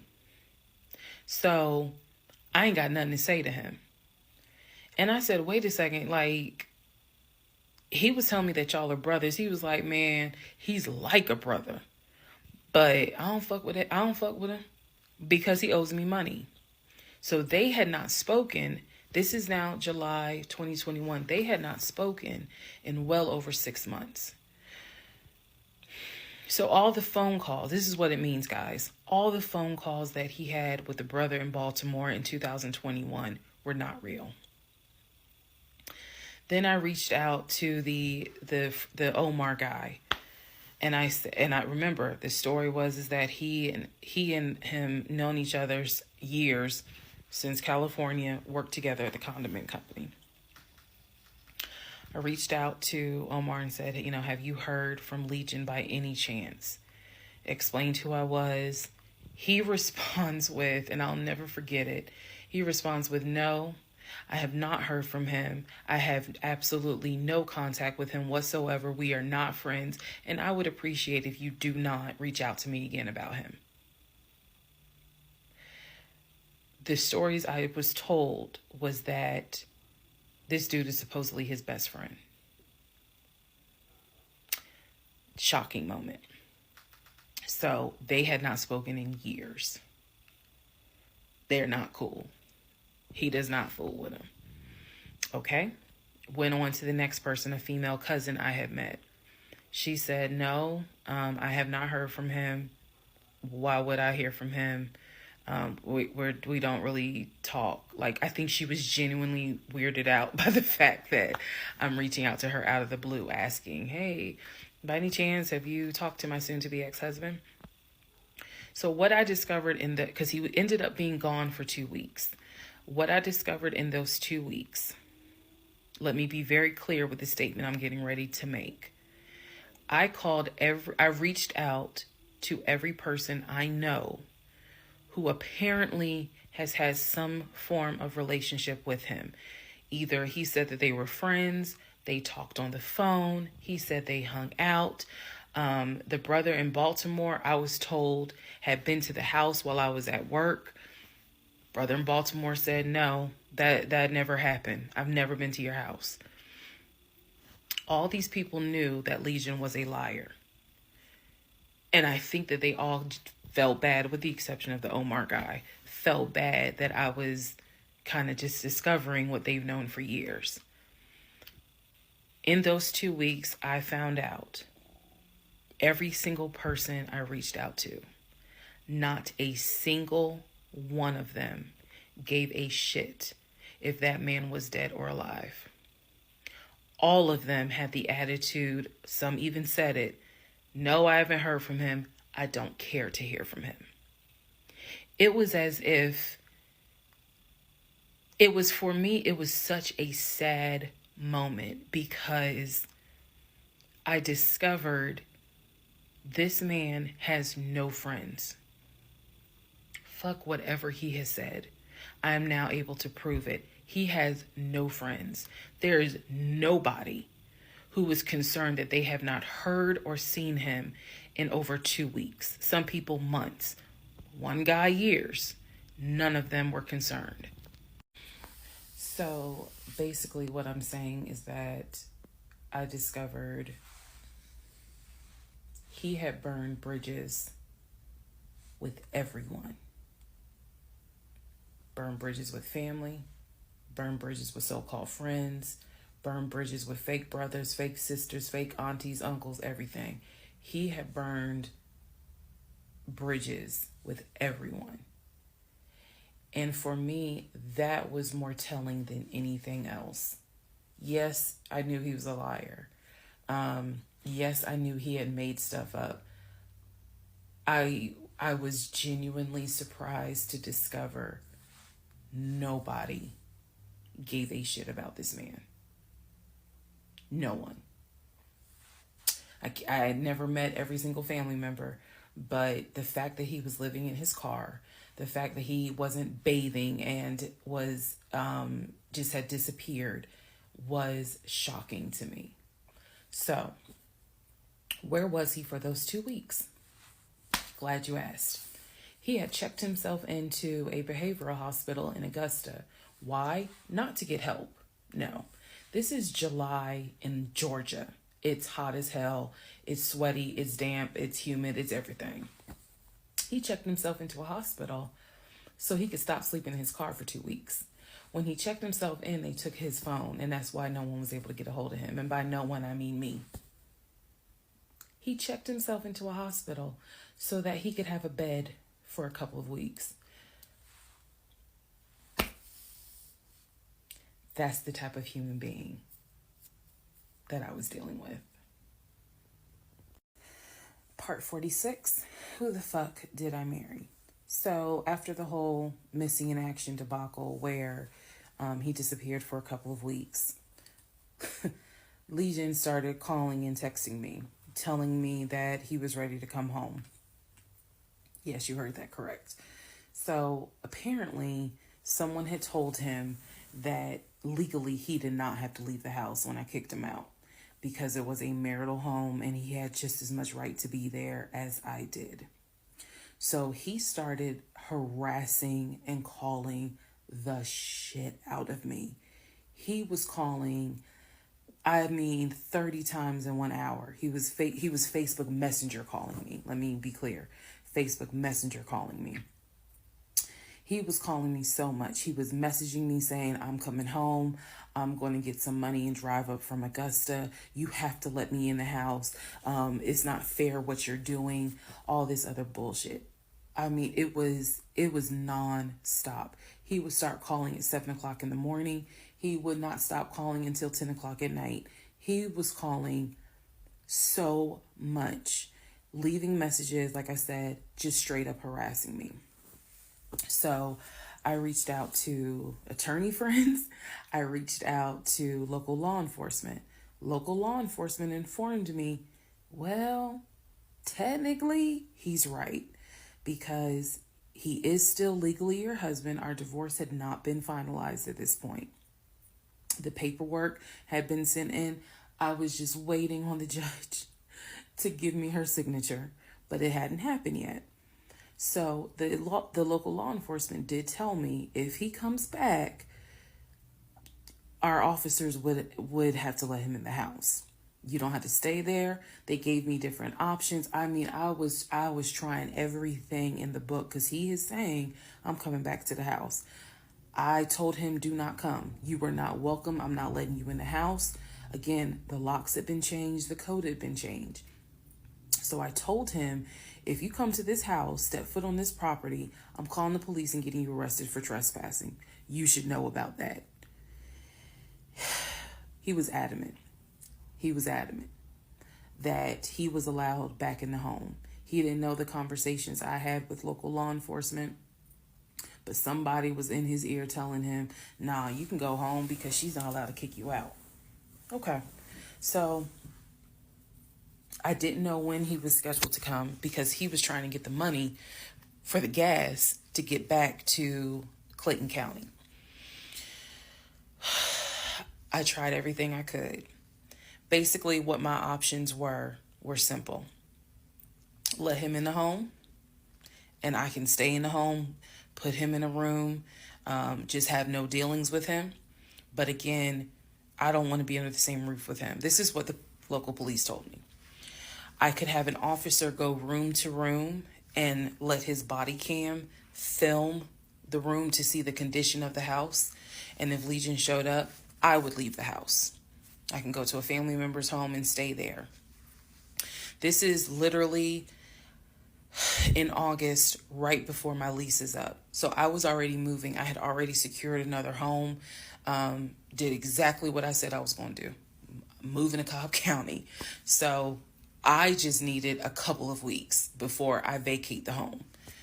So the other option was, again, have the officer film the home with the body camera. That way it shows what the condition of the home is at the time that he moved in.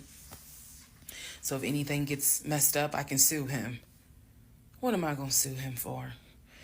But nevertheless, or the third option is I can stay there with him, make life miserable. So my plan was the option of have them film the home. I was not staying in the same house with him. I didn't care. Also, there was no guarantee, and I told the officer this, look, if y'all allow him to stay in this house, I am telling you by tomorrow morning, every utility in this house will be off. He will have no running water. He will have no air condition. This place will feel like a sauna. Officer kind of chuckled and was like, again, ma'am, I mean, this is one of those domestic situations. He is allowed in the home. Okay. So again, I had no idea when he was coming. I was on pins and needles every day. I'm seeing the phone ring, like I said, about 30 times every hour. I'm seeing the messages. I'm seeing this. I had reached out to a police captain. I had reached out to the chief of police. I was trying to get all kinds of help. Like, it ain't what you know, it's who you know. So he eventually tells me, I'm going to be there on Wednesday. This is just an example. I'm going to be there on Wednesday. I had been calling a police captain who was really gracious, really kind, and was trying to help me, because I was like, bro, I just need 2 weeks and I'm out of this house. And we already knew he legally could not go to the new house. I was trying to see if I could move in early to the new place. The landlord was like, I really can't let you. So I felt like I was running out of options. He's saying he's coming. He's saying he's coming. He's adamant he's coming. I guess somebody felt sorry and gave him some gas money so he could drive from Augusta up to Clayton County. So the day before all this goes down, the police captain called me and he informs me that they ran his name through GCIC, which is a database that law enforcement agencies use. Turns out he has a warrant for his arrest. So the police captain says this changes everything. If he shows up to the house, don't do anything, call us. I will have officers to your home and they will simply arrest him. So I know that this is a short part, but I'm going to dedicate the next part to what happened when he showed up to my house. Part 47, who the fuck did I marry? So here's what happened. This was mid-August. Went to work as usual. It actually happened on a Friday. I had to look at the dates. It happened on a Friday. Went to work. Still, he was calling me, texting me, messaging me that he was on his way. And so I was a bit on pins and needles all day. I was dreading going home, and that is a horrible feeling, to dread to go home. So he had called me and said that he was at the house in the driveway. I guess he had to use the restroom, so he decided to go to the Walmart up the street to go use the bathroom. I wasn't answering phone calls. I wasn't answering text messages. I simply called the police captain.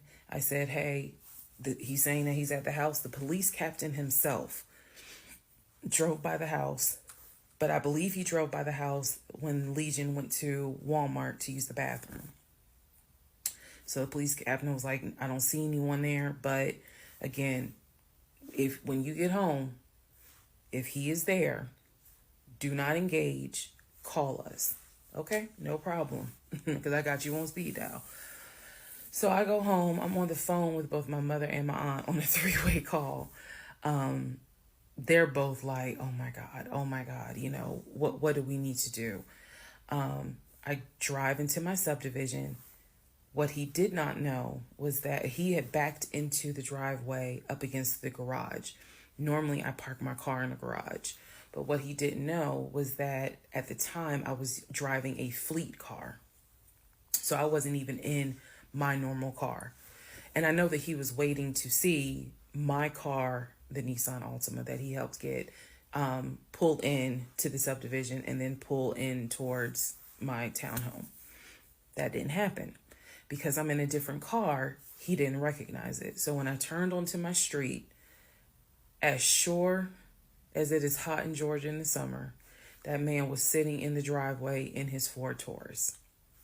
Okay? So I live at the time not far from a cul-de-sac. So when you go straight down, you just turn around the cul-de-sac to come back up. So that's exactly what I did. I went to the corner, turned off so that I can see the house, but he would not have been able to see me. I went ahead and called 911. I was very calm, told them exactly what the captain had told me to say. I was like, my name is, the address is, I need police here because my ex-husband is here. He is not supposed to be here. And I feel as though I am in danger. She said, okay. She, again, regular phone call. She said, we're dispatching police to your home. As soon as I hang up, I then call the police captain. He immediately answers the phone. He says, we just got the call. I'm sending 4 officers your way. Okay, good. Get off the phone, call my mom and my aunt back because they were both like, call us back. Call them back on 3-way. I continue to sit there until I see 4 officers, 4 cars pull in and stop just in front of my house. So then I ease up. He gets out the car, I guess, trying to see what's going on. I explain to the officer that walks to my window. I say, this is what's going on. So I was trying to sound extra law enforcement smart. I was like, check him through GCIC. You're going to find that he has a warrant out for his arrest for violation of probation. And the officer kind of smirked because she was like, we know. We already checked GCIC. The captain called us. So I was like, okay. So anyway, they tell me to sit in the car. They go up to the window of the car and get him, ask him to step out of the car. He does. When he stepped out the car, I was like, oh my God. I hadn't seen him since the end of June when I met him at the UPS store. And he looked bad then. He was still in the same clothes.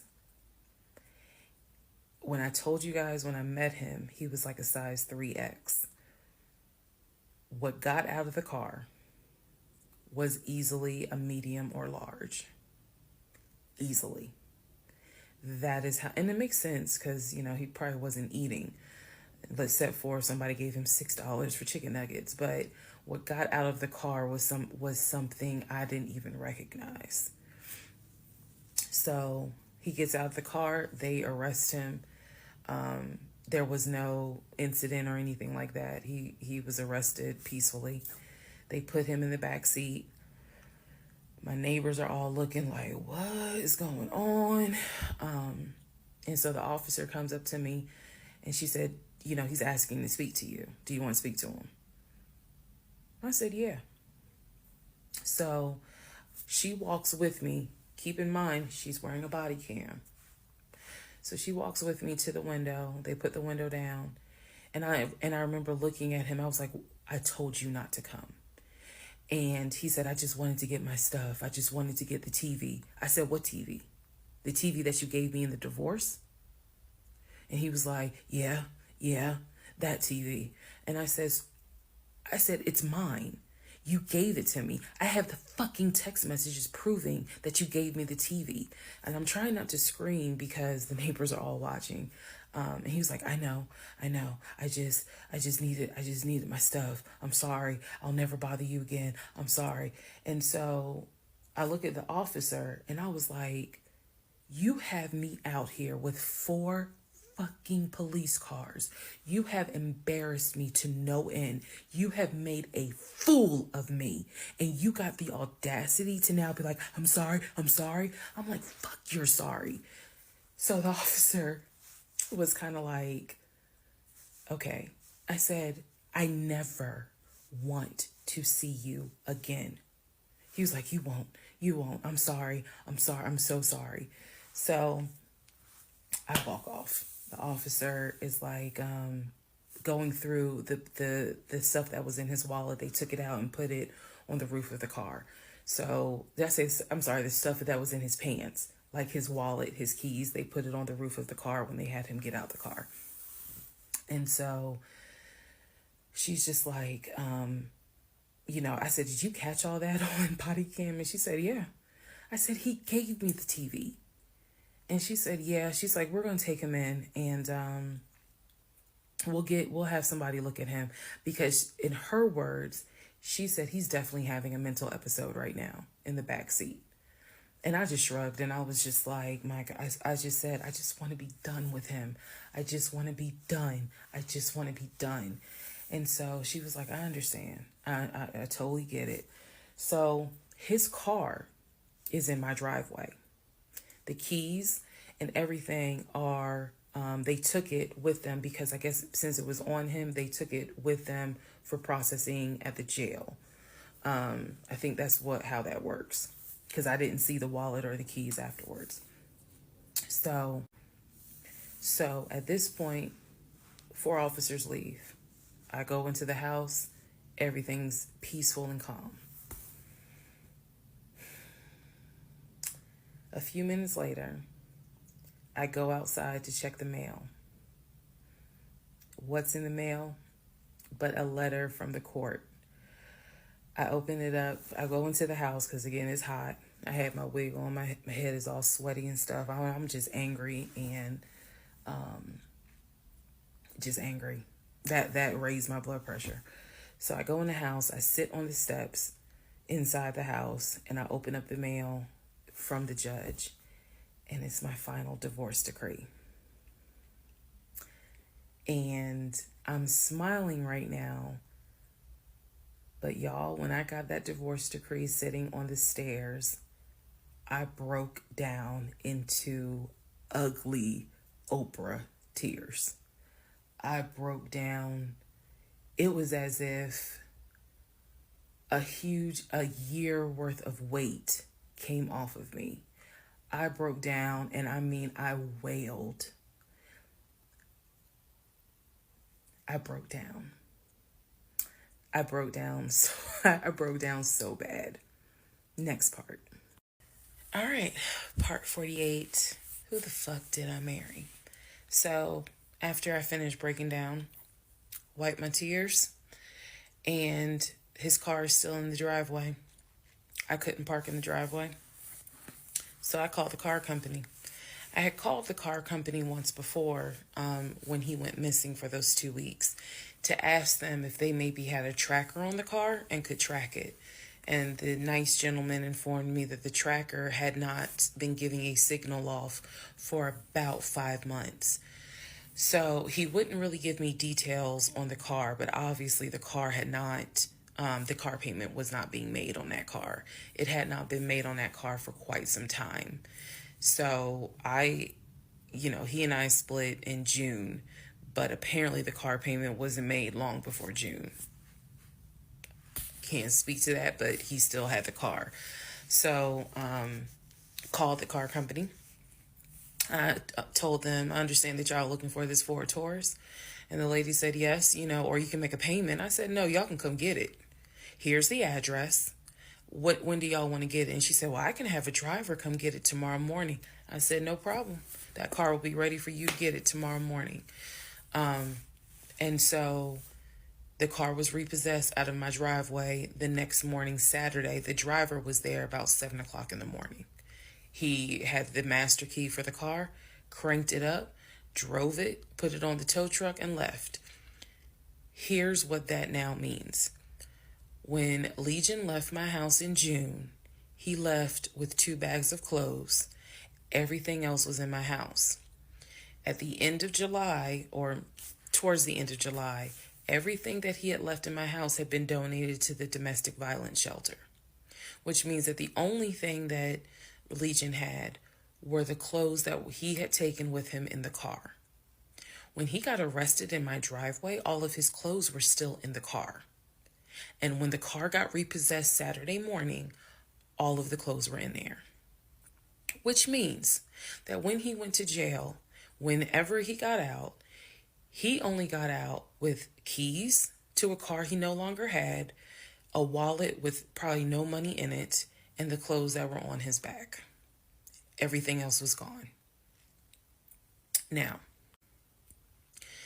we can fast forward to what happened around August 29th. So I was scheduled to move August 31st. Remember, I'm moving up to Cobb County. We had been checking the court documents. He had a court date scheduled for around August 29th or August 30th. I don't remember the exact date. The court time was supposed to be around 9 o'clock in the morning. My mom was watching the court filings online. And according to her, because I missed it, they showed him on the screen because this was still during Zoom. They showed him on the screen, and then he was ushered out of the court into like a back area, and an attorney spoke on his behalf. Between the time that he had been arrested and the time of the court date, I had never in my life slept so good. Truthfully, never slept so good. I was officially divorced. I had no ties to him. There was nothing in the house of his there was nothing of his that was still in the house. I felt free. So, when the court date happened and my mom told me what she saw on the Zoom, I was confused. Is he getting out? Is he having to serve time? What's going on? I called the courts. I tried to speak to his attorney. And his attorney had a horrible attitude and was like, why are you calling me? And I informed him, I said, look, I'm a bit afraid of this man. So can you please just tell me if he is being released, or is he going to be kept, or if he is going to be sentenced to a longer jail term? He said no, he's not being kept in a longer jail term because the warrant had expired. So when the police arrested him, yes, it was a valid arrest, but the warrant had expired. So I believe the warrant had expired like 6 months earlier, but of course it wasn't put in the system. Which means that if the court date is August 29th, he's going to be released August 29th or August 30th. I'm moving August 31st. So my mom was just like, please just spend the night at your aunt's house. Like, just spend the night at your aunt's house, then go back to the house during the day. The movers will be there, and then just move. So that's exactly what I did, because there was concern that he would get out of jail angry and catch an Uber with no money and come back to the house, either for retaliation or because he's just in a fucking manic mode. And so that's where he went. I really didn't want to take any chances. It's just that simple. I did not want to take any chances. I knew that at that point, legally, the law's on my side. Y'all are divorced. You have no reason to be at this home. I knew that that's what the police would say. But I wasn't 100% sure, because truthfully speaking, I did not know this man. We can make all the jokes we want. I did not know this man. I thought I knew him, but you never really know a pathological liar. So, needless to say, he got released August 30th. I went to my aunt's house for the night. August 31st, I went back to the house. The movers were there. They packed me up, and we got out of there so quick. I think they packed me up in about 2 hours.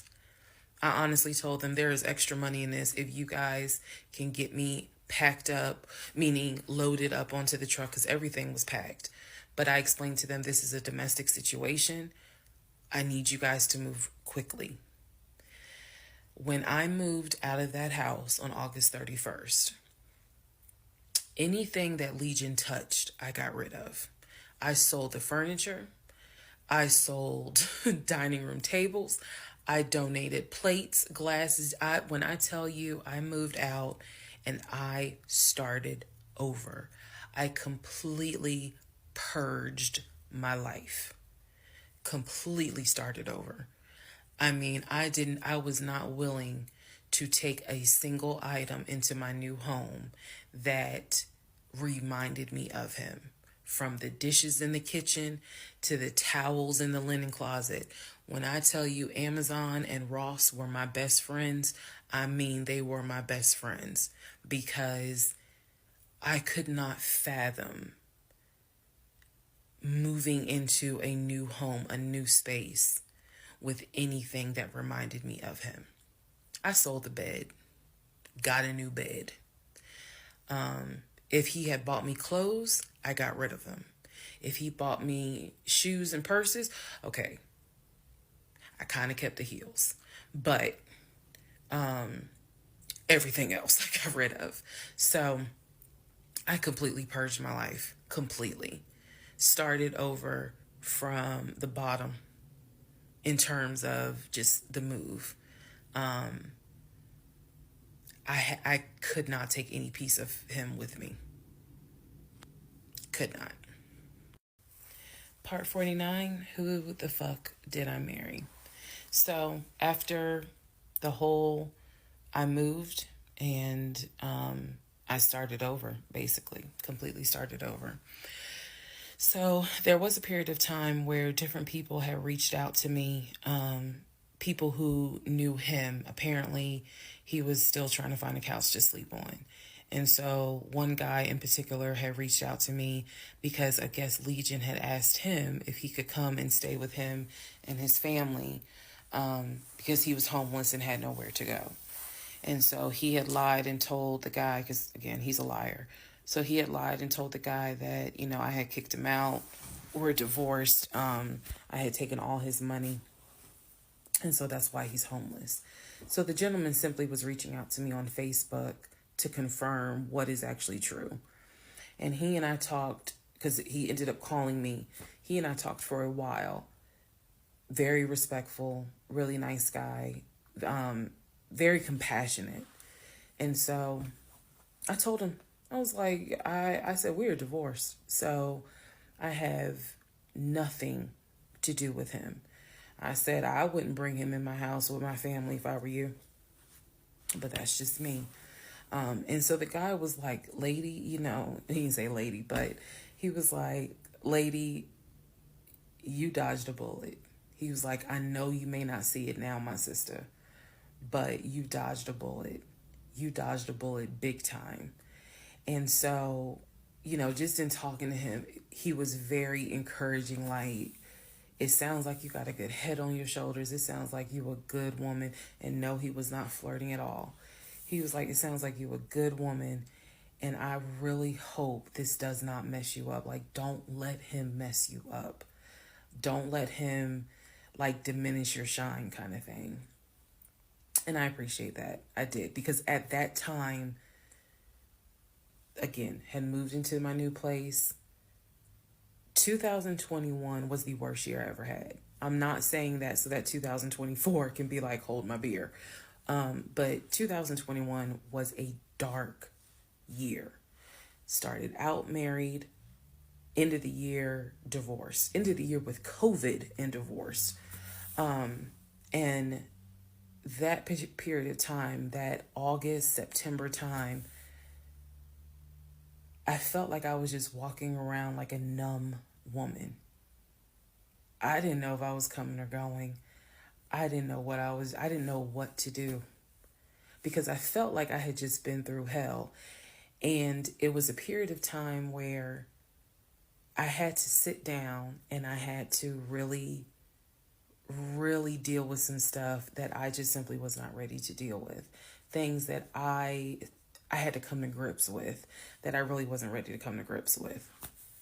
So fast forward all this time, get to December of 2021. Yes, this is where the story does end. Get to December of 2021. I am out sick with COVID. I'm not at work. I get a phone call from my coworker telling me that Legion has called our job looking for me and was trying to get information on how to reach me. Yes, I had already changed my number. Again, I had already moved, but he knew where I worked. So apparently he had called trying to find me, and the person that answered the phone was like, we're not going to give you that information. So he said, well, can you ask her to give me a call? I'm just trying to get a hold of her so I can get my stuff. The stuff he's talking about are those tote bags from July. So he was calling. And it was a problem. He was trying to reach out to me on Facebook. He was trying to reach out to family members on Facebook, trying to get me to call him so that he could make arrangements to come get his stuff. The devil is a lie. So my friend Tracy, who came to my rescue again, my friend Tracy was like, okay, here's what you're going to do. She said, you're going to send him a message and you are going to say these exact words. I sent him a text message, she said, and she told me, you're going to send a text message because it's going to be time-stamped. And basically the text message says, I do not have your stuff. I did not have your stuff. I have nothing that belongs to you. If you continue you are disrupting the work of my job by calling and asking for me. We have no contact with each other. I will send you a copy of the divorce decree that shows whatever is in your possession you own and whatever is in my possession I own. If you contact me directly or indirectly ever again, I will get a restraining order on you.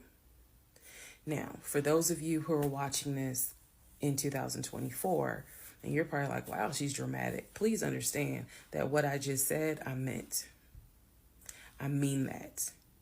If you ever try to contact me directly or indirectly, I will get a restraining order. I have it in writing. I've always had it in writing. And if I need to rewrite it again in 2024, I will, because the boundaries still stand. And that, ladies and gentlemen, is the last time I had any contact whatsoever with my pathologically lying ex-husband. Part 50, who the fuck did I marry? So, the aftermath. There are some realizations I had to come to after the divorce and everything had passed. One, Legion never loved me. He never loved me. He doesn't love himself, so I know he didn't love me. Number two, he didn't even like me. He watched me get excited about things that he knew I was not going to get. And not even just the possession stuff. Like, of course, we know I was excited to be the woman whose husband is like, I'm taking my wife to London. I was excited to be the woman whose husband was like, yeah, I bought my wife a brand new BMW X5. You have to understand, is all the jokes that we make about the BMW. It was the time and effort that he spent in taking me to dealerships and being sure to put me in the car and test drive the car and, you know, oh, I can see you in this. I like this for you. It seems safe. It was the effort to really make me believe that he was going to get this. Just for him to fuck with me. The effort in taking me to all these homes, to see my face light up as a woman who grew up on welfare, to be able to walk into these 4 and 5 bedroom homes, knowing that he didn't have any money to buy it. Imagine if he had just been honest and said, hey, I like in my free time to go to open houses and just see how the other people live. Imagine if he had just said that versus wasting not only my time, but the wasting the time of the realtors who did nothing wrong. There's a level of cruelty to my ex-husband that I had never experienced before. And God knows, I pray I never experience it again. That's the word that comes to mind when I think of him. He is cruel. And it wasn't just me, he did it to the ex-wife. So, do I trust? No. I trust the people who were in my life before him. If we were friends or if we were in a relationship or whatever and I knew you before him, I trust you explicitly. But if you're somebody I just met, I don't trust you. I don't. There's no point in me getting on here and saying and making it seem like, oh, I'm so strong, I'm so brave. I struggle big time. Because on one hand, I want to like someone. On the other hand, I'm immediately thinking, what if it's a repeat? And I'm going to be honest with y'all, I can't go through that again. I can't. Every single thing in our relationship was a lie. It took me a while to realize every single day this man lied to me.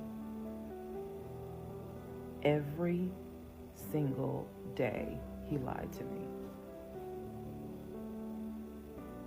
Every conversation he had was a lie. I will never know how much he lied to me. I'll never know. I've made my peace with it. I will never know how deep it really truly goes. I only know what I experienced, and I only know what God allowed me to see. But I'm willing to bet that there's a lot I still don't know. When people say, oh, you dodged a bullet, like you just, and I've read a lot of the comments on this, and people have sent me a lot of the comments. And so I need to make one thing very clear. I am fully aware I dodged a bullet. I am so grateful to my God that I did not have that man's child. I'm sorry if that offends some of you, but it's the truth. I'm grateful that we didn't buy a house and that I'm not financially tied to him in any way, shape, or form. But I am also grateful for the fact that there are things about my ex-husband that I discovered in terms of how he is when it comes to other women. And I'm grateful that God has kept me and protected me. That's all I'm going to say. So when I started out making this series and I made the decision to tell my story, my motive was I just want to help one person. If there is a woman out there who's like, God, I want to be married and I met this guy and something don't seem right, but maybe it's not that bad. My advice is, honey, just go ahead and do your research, because I can honestly tell you, being single sucks, okay? In my opinion, sometimes it sucks, but being married to the wrong person is a type of hell no one should have to go through. You should not have to be married to someone that does not like you. You should not have to be married to someone that doesn't even love you. And I know what that is like. I know what it's like to be told, hey, babe, I love you. And yet, I swear, I think that man sat back in the recliner with his WWE Championship Roman Reigns belt and laughed his ass off at me every day. Like, damn, she really believed it. Ha, ha, ha, ha, ha. I do. I really do think that. My radar was broken, because I am an intelligent woman, and I know that I know better. And I still sometimes ask myself, how the fuck did you let this happen? How did you let this be your story?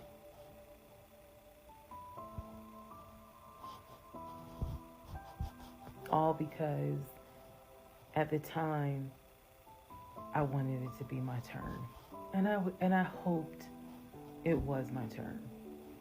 And when people say, well, what do you mean by that? I just meant, we all see it, whether it's social media or real life, we all see where the woman she done been through some stuff, but she finally met someone who appreciates, loves, and respects her. And it is a beautiful thing. I had hoped that when I met him, it was my turn for that. And instead of being obedient, I wanted to be right, and I wanted to do what I wanted to do. And the cost of that decision was heavy. The toll of reliving this whole scenario was heavy. It was. I'm almost surprised at how hard it was to actually finish this playlist. Not because I couldn't remember stuff. I probably remember way more details than what I actually put out. But it's just the fact that it's like I'm reminding myself, how did you let this happen? So, therapy is real. Therapy helps. Stella Rosa Black helps too. And yes, I will one day get to London. I will get my dark blue BMW X5 with a cognac interior. I believe I will get those things. Just got to get them a different route. So, thank you all for being on the playlist of Who the Fuck Did I Marry? I promise I will go live, and I will let you all know when I go live so that we can have a wine night full of question and answers.